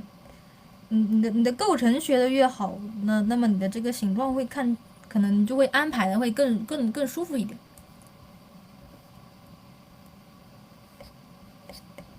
大概就是这个样子。然后，总之还是一些细节方面的这个原因，细节方面的这个要稍微注意一下。你们同学细化的时候再多去考虑再全面一点就可以了。其实这个我同学整体问题不是很大，可以再精益求精一点。对不起，我有一个忍不住看到画就忍不住想去补的毛病。总之就是这样，好吧？先这样。这个是这个同学。那么还有下一个同学，看下一个同学几点了？没事，问题不大。加油哦，你画的很棒哦。然后这个同学的话，这个同学我们可能选择的是一个不是很颜色不是很丰富，可能更偏向于黑白调子，或者是更偏向于是依赖这个素描关系、黑白关系去表现你的画面的一个这个画法或者是选择的方向。这个我们在前面讲的时候也讲过，就是我们画之前要思考一下，你到底是想选择什么样的这个选择什么样的方法去处理你的画面。然后我们这个同学他说什么？用正片叠底压暗人物，但是感觉层次变好。因为仅仅是一个正片叠底的话，当然肯定是你只加了一个正片叠底，肯定不会凭空多出更多的细节层次呀，对吧？这个主要还是这个刻画方面，我们同学最主要的问题都是这个刻画方面，这个还是要多经历一些实战，多去自己动手去尝试一下，好吧？那么我们暂时先来看看这个现在这幅画。反过来的话，我们同学应该可以更明显的看一下这个看出来问题，就是它的人体结构上面的问题有一点问题，就是它这个脸是不是有点太窄了？还是这个基础的这个结构和透视的问题，就是这个看上去应该是一个青年或者青年，但不是特别幼的那种年龄吧，可能是像少年或者是青年这样子。那么他的这个脸的这个眼睛，我们看一下，它是一个偏正面的角度，对不对？还是透视的问题，就是它怎么画不出来？就是我们看一下它的这个透视，它的脸是这样，对吧？那么他的眼睛在这里，是不是有点这个？他和我们第一个这个画迷库打油的那个同学是反过来的问题。我们这个同学他的问题就是他这个问题就是中庭和下庭，一开始中庭和下庭有点太长了，然后上庭有一点过短。对吧？然后这个同学就是反过来，还有像这个同学就反过来，他的这个脸实在是太窄了，或者太中庭这个或者下庭这个地方占比有点太低了。一般的我们画这个幼年或者是很小朋友、小男孩或者是年龄很小的这个小孩的时候，可能会用这样的比例，但是这个比例放在这里就会让他看起来就是脸脸的比例有点过小了。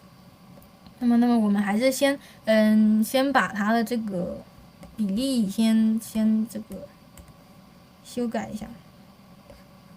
怎么又到这个最大图层了？平展一下哦，应该没问题吧？平展一下哦。好，然后就是首先我们把它的人体稍微修改一下，好吧？这是它的头，可能它的头发会有一点这个蓬松，所以它头发会有一点厚度，但是即使去减掉一点厚度，它的这个上庭还是有点太长了，对吧？首先是它的这个人体结构，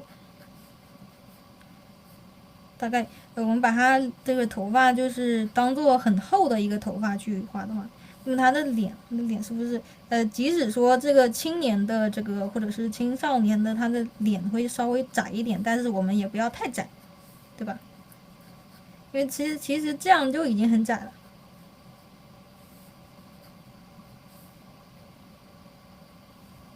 好，稍微这个上可能稍微有一点歪。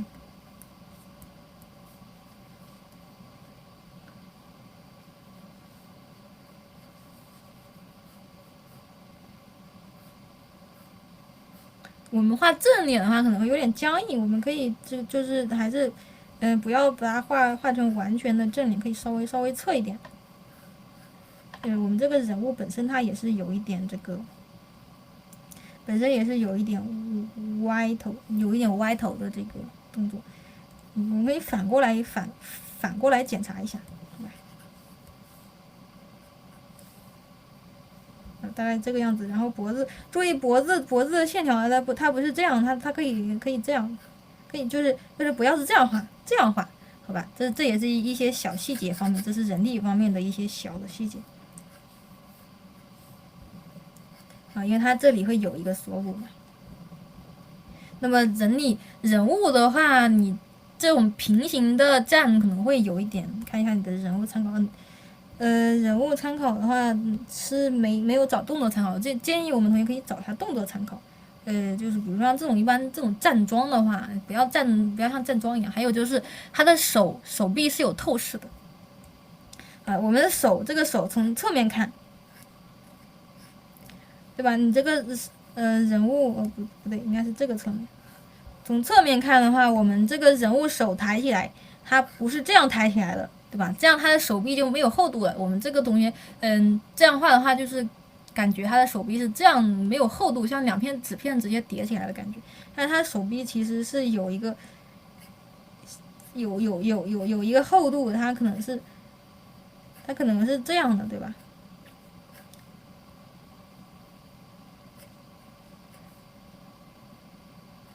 因为我们不仅是他胳膊有厚度，他的这个身体也是有厚度的，所以他手他是这样。那么从正面看的话，他的这个首先我们可以让他的身体有一点这个倾斜的角度。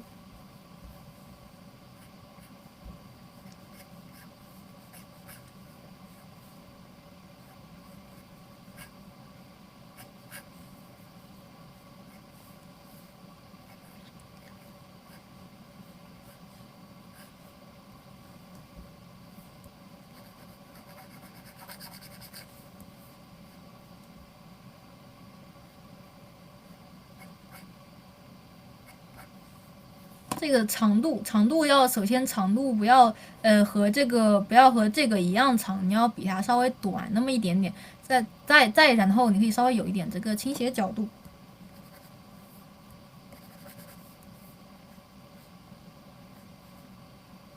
好，然后我们手的这个关节这个地方它是平的。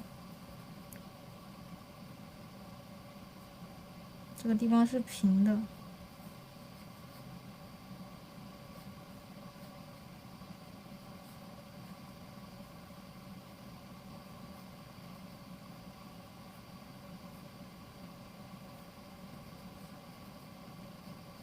好，我们同学自己画这个手指头，手指头是到这个地方，对吧？这么长，那么它手指头如果是原来的这个手指头，是不是有点过于长？我们手指头一般要比手掌心稍微长一点点就可以了。然后就是这个，好，这个是他的手夹的这个玫瑰花，对吧？好，然后像这个。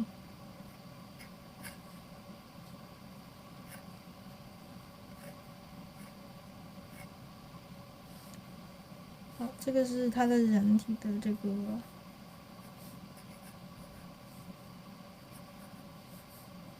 胳膊，这个胳膊大概在这个地方。好，反过来检查一下。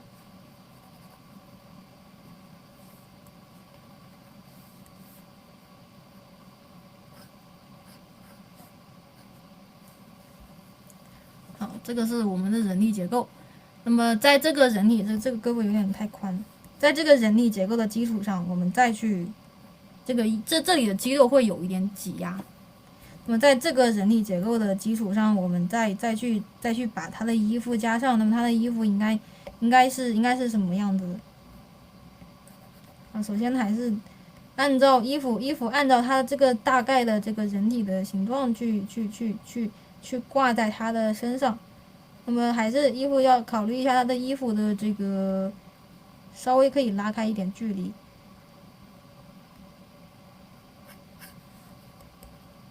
好，然后这个胳膊大概是这样吧。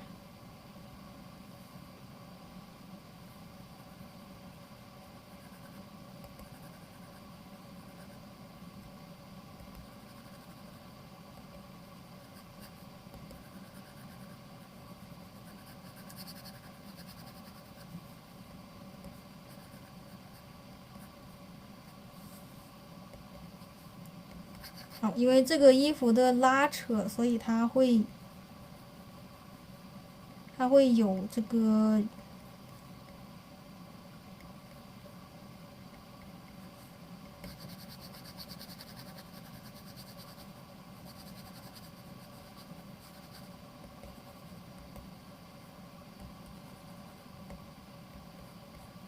对衣服的有一个拉扯，所以它会一个这样的形状。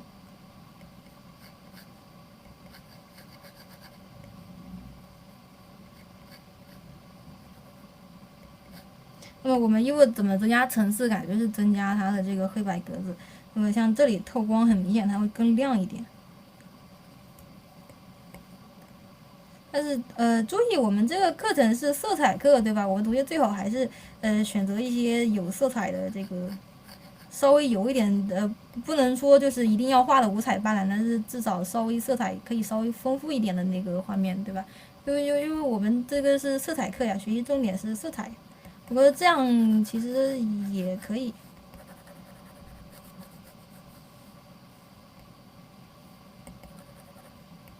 既然没有色彩，我就想办法给你加一点色彩吧，因为这个看上去更多的像黑白的这个画。好，然后这个袖子也是透光，增加它的层次，就是可以增加像这幅画就是可以增加一点它的这个透光。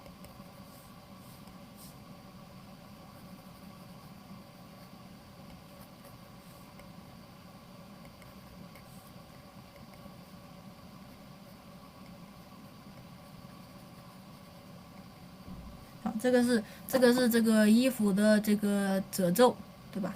衣服褶皱就是一个由虚到实的一个过程，那么大概是这个样子，然后再稍微的反过来，这样可能这个袖子有一点太，这个袖子可以稍微再拉的长一点。好，刚才手是改一个手稍微往上提了一下。啊，这是他的手背。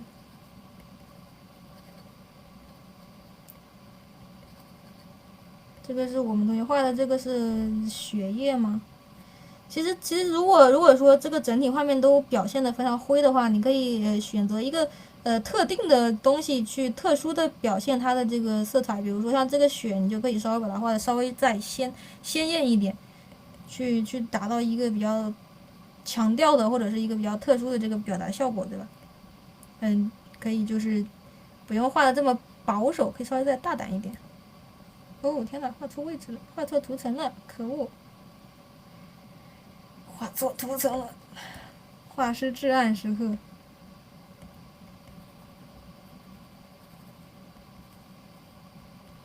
好，还是一样的。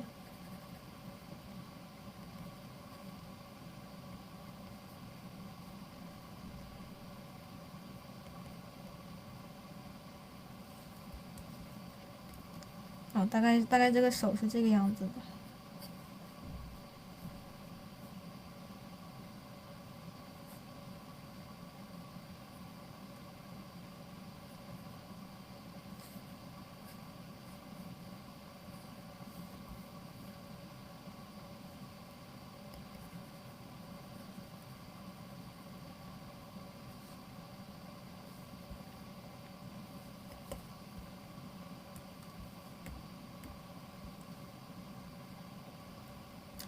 这个人体可以稍微歪的再大一点。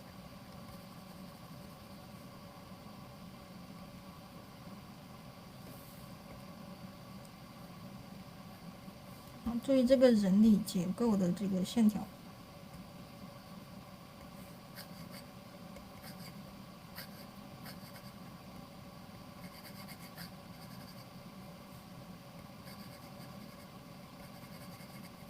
总之就是，如果你选择画黑白的话，你的这个素描关系就一定要多去强调一下。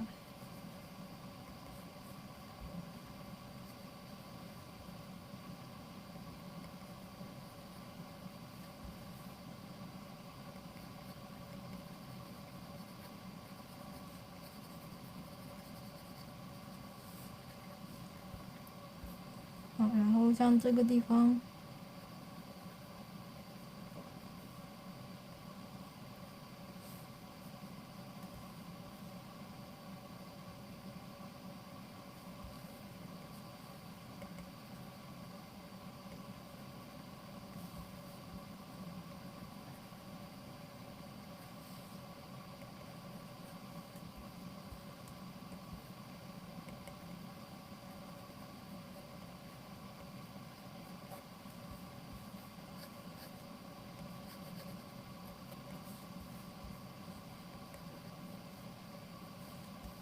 注意色彩的这个，注意色块的这个形状，然后就是袖子，它不是可能不是圆的，而是尖的。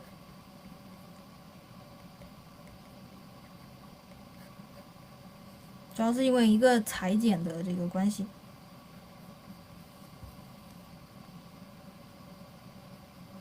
我们这里稍微区分一点。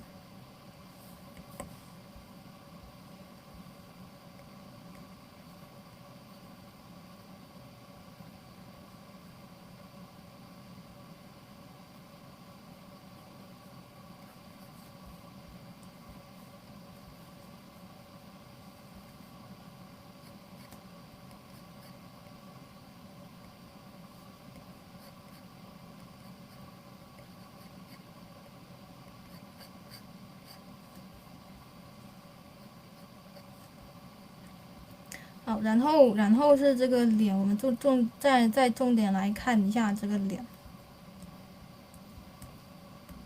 我们刚才改的话，刚才改的话有说过这个脸的形状，首先不要不要太窄。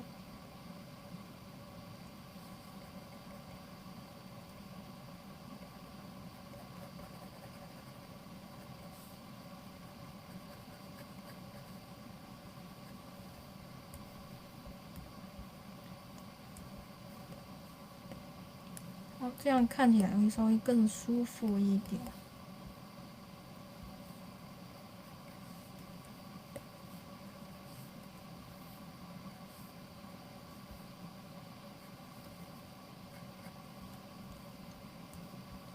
然然后是他的这个手指看不清了。啊，这里有2个手指，所以手指不要画太尖，一般太尖的是女孩子的指甲可能会，稍微有做美甲会稍微尖一点，一般男生的话指甲可以稍微圆润一点，不是圆润就稍微钝一点。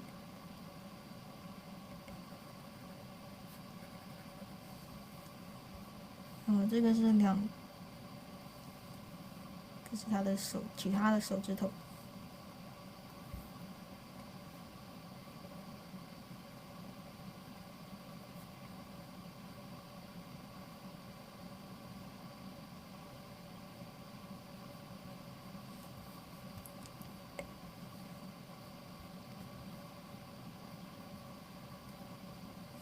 比如说我们这个同学的话，就可以建议我们这个同学可以找时间去画完，可以找时间去勾个线，因为你的这个线条可能和用笔习惯有关，所以会有一点这个混乱。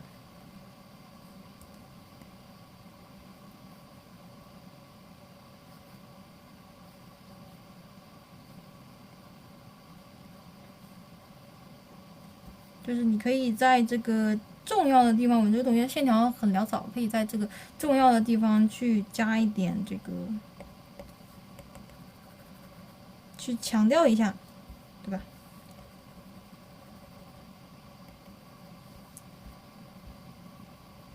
然后我们大概改了一下他的人体结构，还有一个比较重要的是他的眼睛可以稍微往上一点点，这不太好改，牵一发而动全身，但是我们还是改一下吧，因为我不怕困难。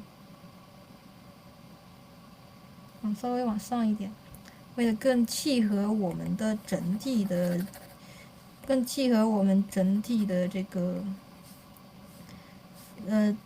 整体的这个风格，不是风格，整体的比例，眼睛可以稍微再大一点，因为我不太清楚你的这个是成男还是青年。如果是成男的话，眼睛它可以稍微再眯一点，但如果是青年的话，你就可以稍微再眼睛稍微再大一点，没问题的。或者是因为没有等等，看一下参考图，没有角色的参考图，所以不太好把握你的这个角色。好，但是还有一个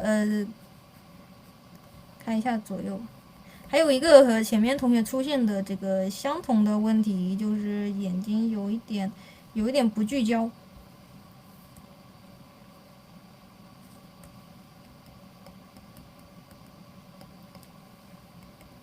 可以稍微在眼睛可以稍微往中间一点，好吧，有一个聚焦，因为这个画面看上去也是更多的是像他在和你的这个摄像机对视，他应该可以画的更灵动一点的话，就是不要眼神过于呆滞，你可以有一个这个眼睛稍微往中间移一点，不要平行，平行的话容易画的呆呆的。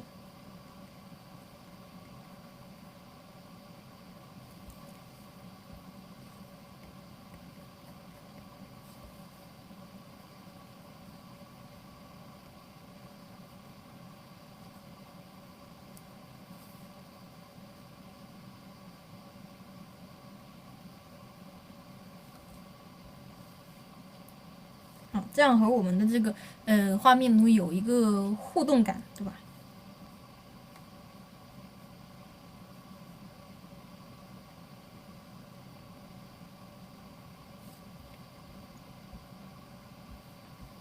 然后就是眉毛可以稍微再精致一点，或者是它的眉毛的形状稍微再流畅一点。这个是少年感，就是那种野生眉嘛，对吧？头发可以稍微就是头发的这个关键的结构可以把它稍微的带一下。鼻子刚才鼻子这里，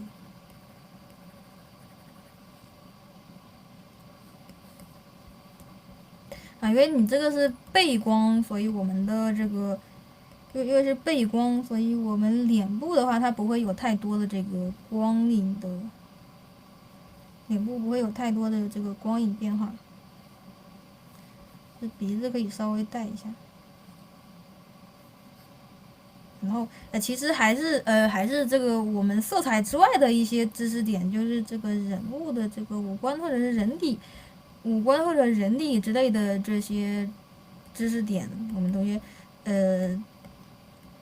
可以去看一下这个其他我们这个课程之外的一些东西，可以再去研究一下。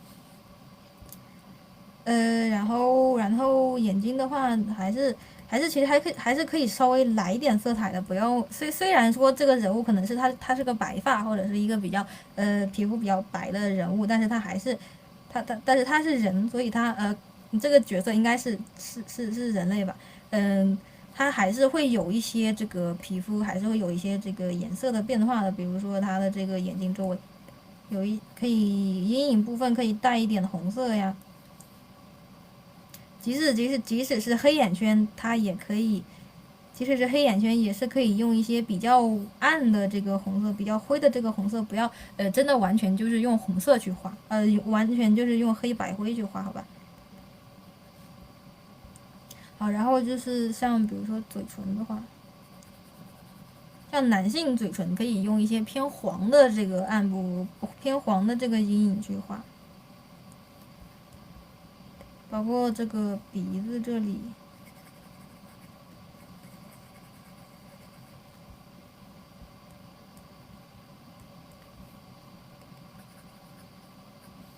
或者是我们这个同学好像一开始还给他打了腮红，对吧？你看我们这个同学选的颜色都非常的灰，大胆一点，不要。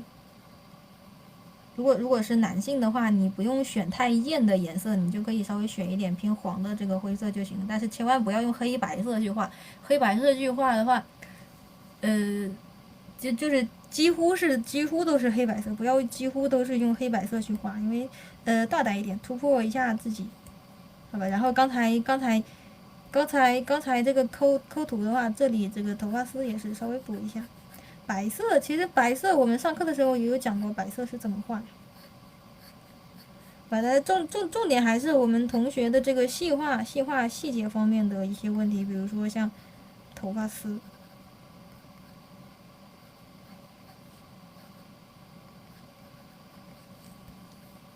头发丝，对吧？眼睛有一些遮挡，有时候适当的这个遮挡也是挺有感觉的。这个是，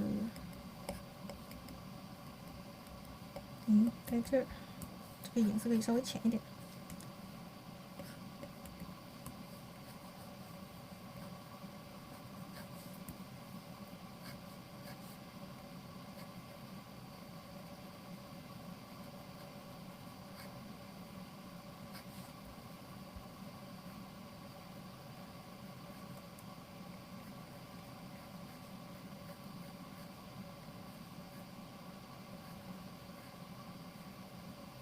所以说，像这种黑白的头发的发梢，你可以看一下其他，或者去学习一下，或者看一下参考，或者找一下其他老师是怎么去处理的。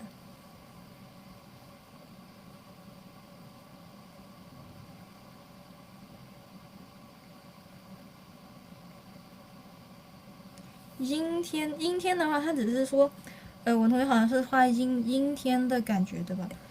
但阴天的话，它其实只是说它的这个氛围或者是光感不是很强烈。它阴天它只是颜色的明暗对比和色相对比不会那么强烈，但也不是什么颜色都没有，对吧？那么我们刚才强调了这么久，说不要用黑白，那么我们同学要问了，如果说我这个人物画面设定它只有这个黑白色，该怎么办？比如说这个人物他就是个白头发、白衣服，又是一个阴天氛围，该怎么办？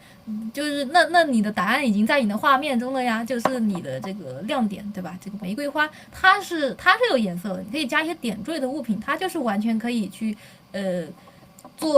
作为一个这个亮点去修改，亮点去突出的，比如说你这个不是一个背光吗？那么它这个玫瑰花完全可以去做一个透光，对吧？让它这个玫瑰花的花瓣透一点光，不要用这么这应该是玫瑰花吧？不要用这么这个暗的这个颜色。好，这个时候我们颜色画面已经有一些这个颜色的变化了。你或者是感觉是这种偏玫红色的一点的这个光，可能会这个花瓣可能会更像一点。好，大胆一点。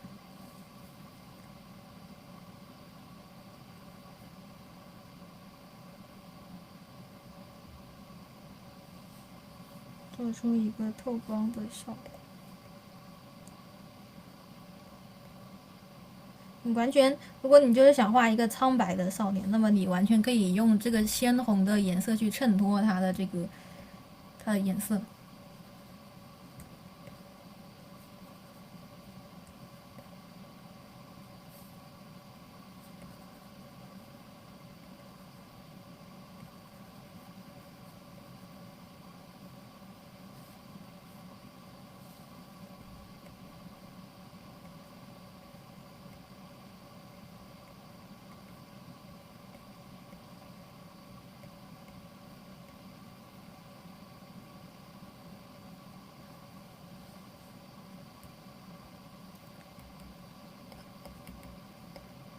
然后不仅是这个玫瑰花，我们的这个衣服上还有血迹，也是可以去作为这个亮点的颜色去处理的。然后其实这里还可以加一点点这个投影，然后包括这个关节的地方可以加一点这个红色。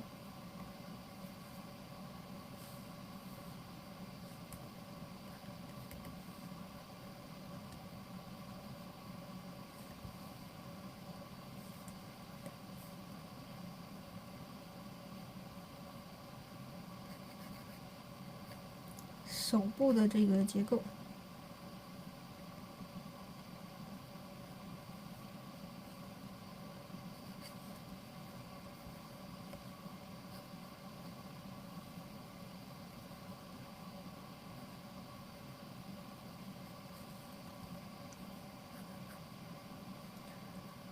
好，然后手上有一些血液的红色。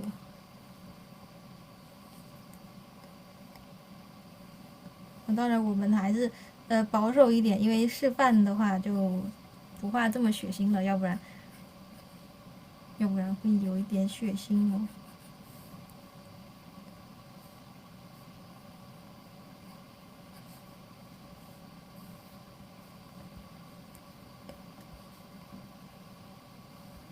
好，其实你去画的时候，完全可以，再去画这个比较黑白的人物的时候，完全可以把它的这个颜色重点用在这个其他的点缀物，比如说这个血迹上面。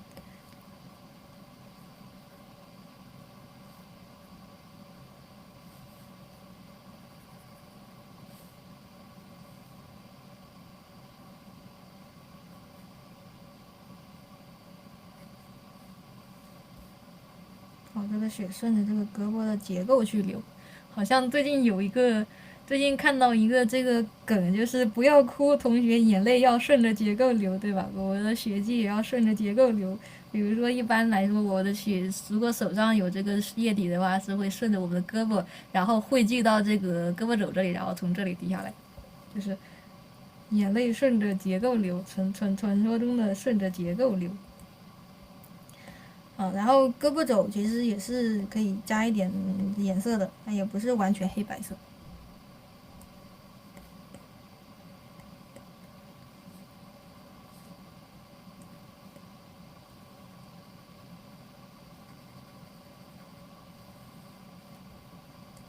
哎呦，有一点太血腥，也还行。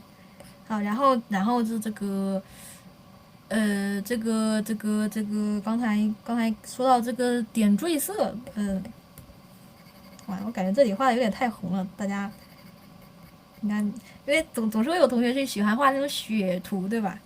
虽然虽然有这个挺有感觉的，但是我担心会有看的同学会觉得有点接受不了。那么我们就先不去刻画太多的这个血液的场面。我们来看一下头发吧。好，刚才讲的是点缀色，改了多少？改了第3章，没事。时间问题不大。那么我们看一下这个，刚才说的是这个结构，然后是色彩点缀，对吧？那下面就是还有一个比较大的问题，就是细化。细化的话，我们看这个头发，虽然我们头发看上去同学的思路应该是也是挺清晰的，就是就是仔细看的话，这个线条还是很凌乱的。其实这个问题不大，因为我们可以看出来这个同学他的思路是清晰的。那么也就是我们画的时候不辛苦，就是时间有点赶，感觉有点来不及啊，没事，问题不大。然后就是这个稍微注意一下，就是我们之前有讲的，就是画头发的话，就是细节的这个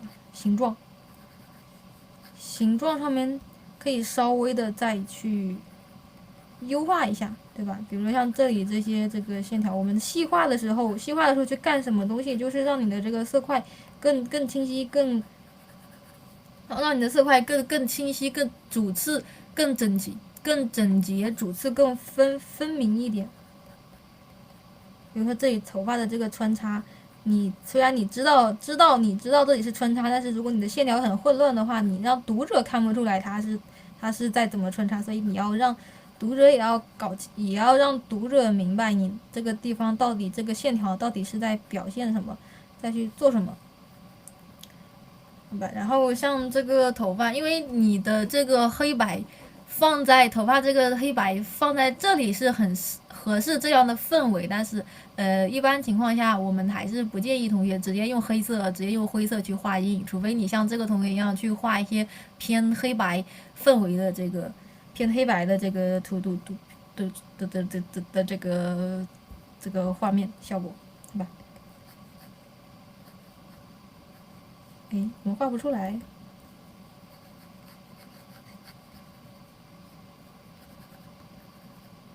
好，这样像这些地方的这个阴影，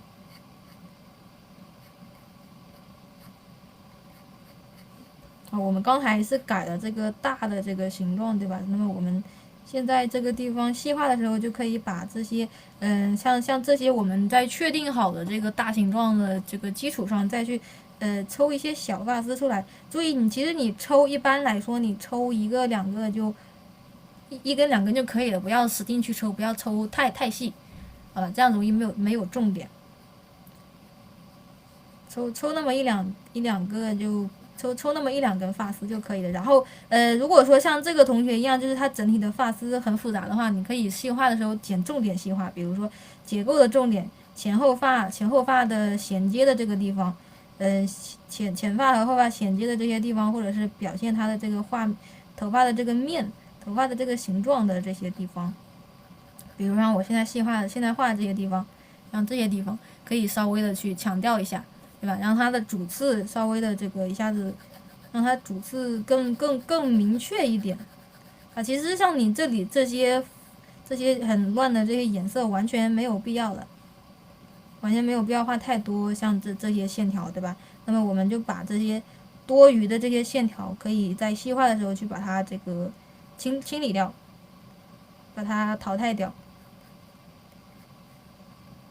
其实你看，其实这里这么多东西，它概括成这样，完全就已经足够把我们的信息讲清楚了，对不对？还有再比如说像这里，你这里给了这么多的这个法分，其实你稍微来一个这个就完全就够了呀。其实你的这个结构表达的没问题，但是它不需要，对吧？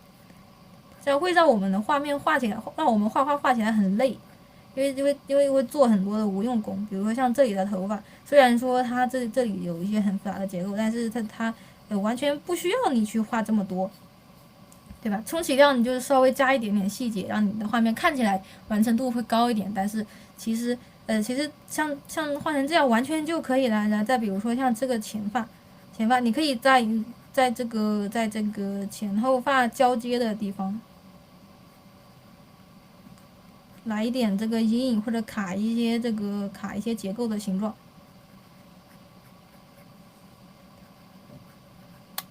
然后破一下形，其实这样完全就可以了。然后这里有一些这个发旋，对吧？这应该是发旋，稍微加这么一两个就可以了，注意一下它的形状。好，在这里就是很像那个螳螂窝的一个结构，应该类似于螳螂窝的结构。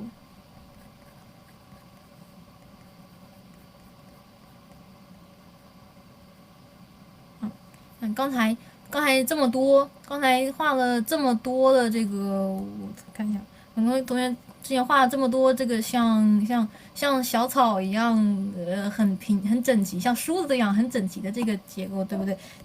其实它没必要画这么复杂，像这样已经完全就足够了。然后还有这个前发也是稍微再修一下，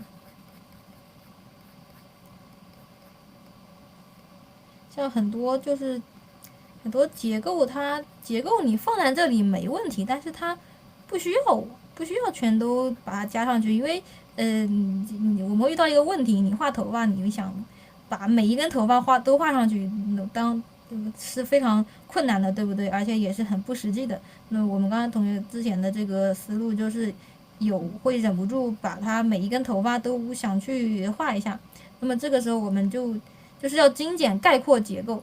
怎么精简概括结构呢？其实其他人已经帮我们，其实很多时候前人已经帮我们把路走好了。就比如说头发的结构，我们可以看到很多其他老师都是这样把头发结构概括成这个样子，对不对？然后还有像这种发型，我们 coser 玩 cosplay 的时候也已经把它归纳出一个名字叫螳螂窝了，对不对？我们这个信息是完全是可以串通出来的。对吧？其实它就是一个类似于螳螂窝的一个结构，对吧？其实你只要在这个地方稍微加一点，去意思一下就可以了，就已经把这个有效信息传递出去了。好，这个就是我们细化的这个作用。然后像这个发丝，稍微的这个。稍微有这个几根发丝抽出来，几根发丝也是可以的，但是注意它的还是线条要流畅，好吧？比如说我们这个背光的话，它的这个头发丝周围的这个，如果是像这种背光，那么头发丝周围的颜色会很亮。这个也是我们根据参考可以总结出来的一些知识点，一些要注意的地方。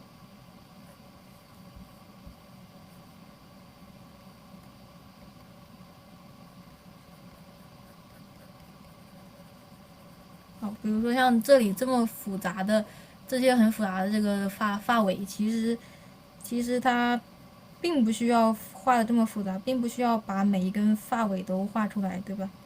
其实你只要画几根象征性的去把它画几根结构在里面就可以了。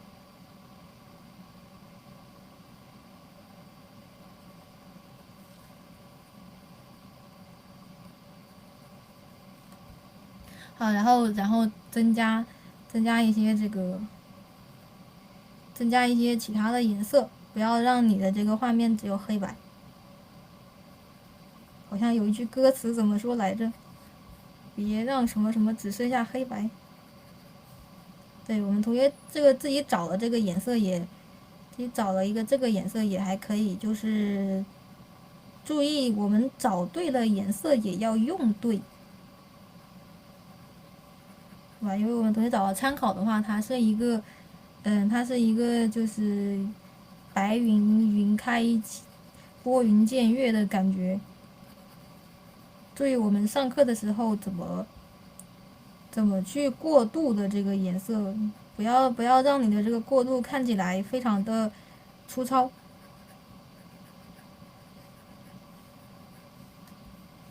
看，稍微细致一点。那么这个时候我们可以回忆一下之前的这个协修，之前我们有说过一个，把它全都合并了。之前有说过一个协修，就是自动选区。哎呦天呐，放大一点，完了这不会选不了吧？啊，可以。啊，自动选区可以稍微的这个。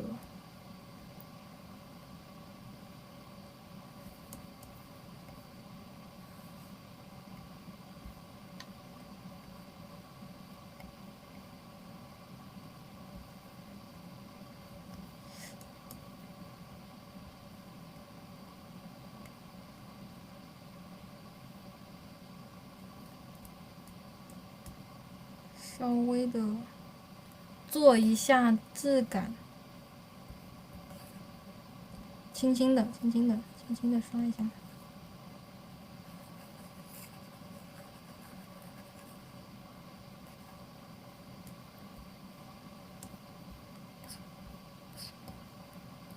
那我们看一下参考。它其实参考的话，它虽然看上去是这么大一块，但它其实是有主体的。那么我们也是把主体加上去，就是这个云的主体，它不是找一个往下放一下，它其实是有一个这个大的形状。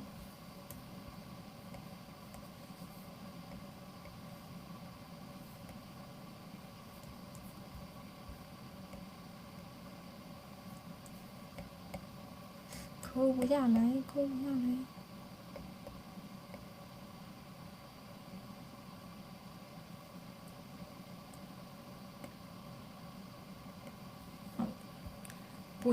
不要把这个人物不要被这个人物影响。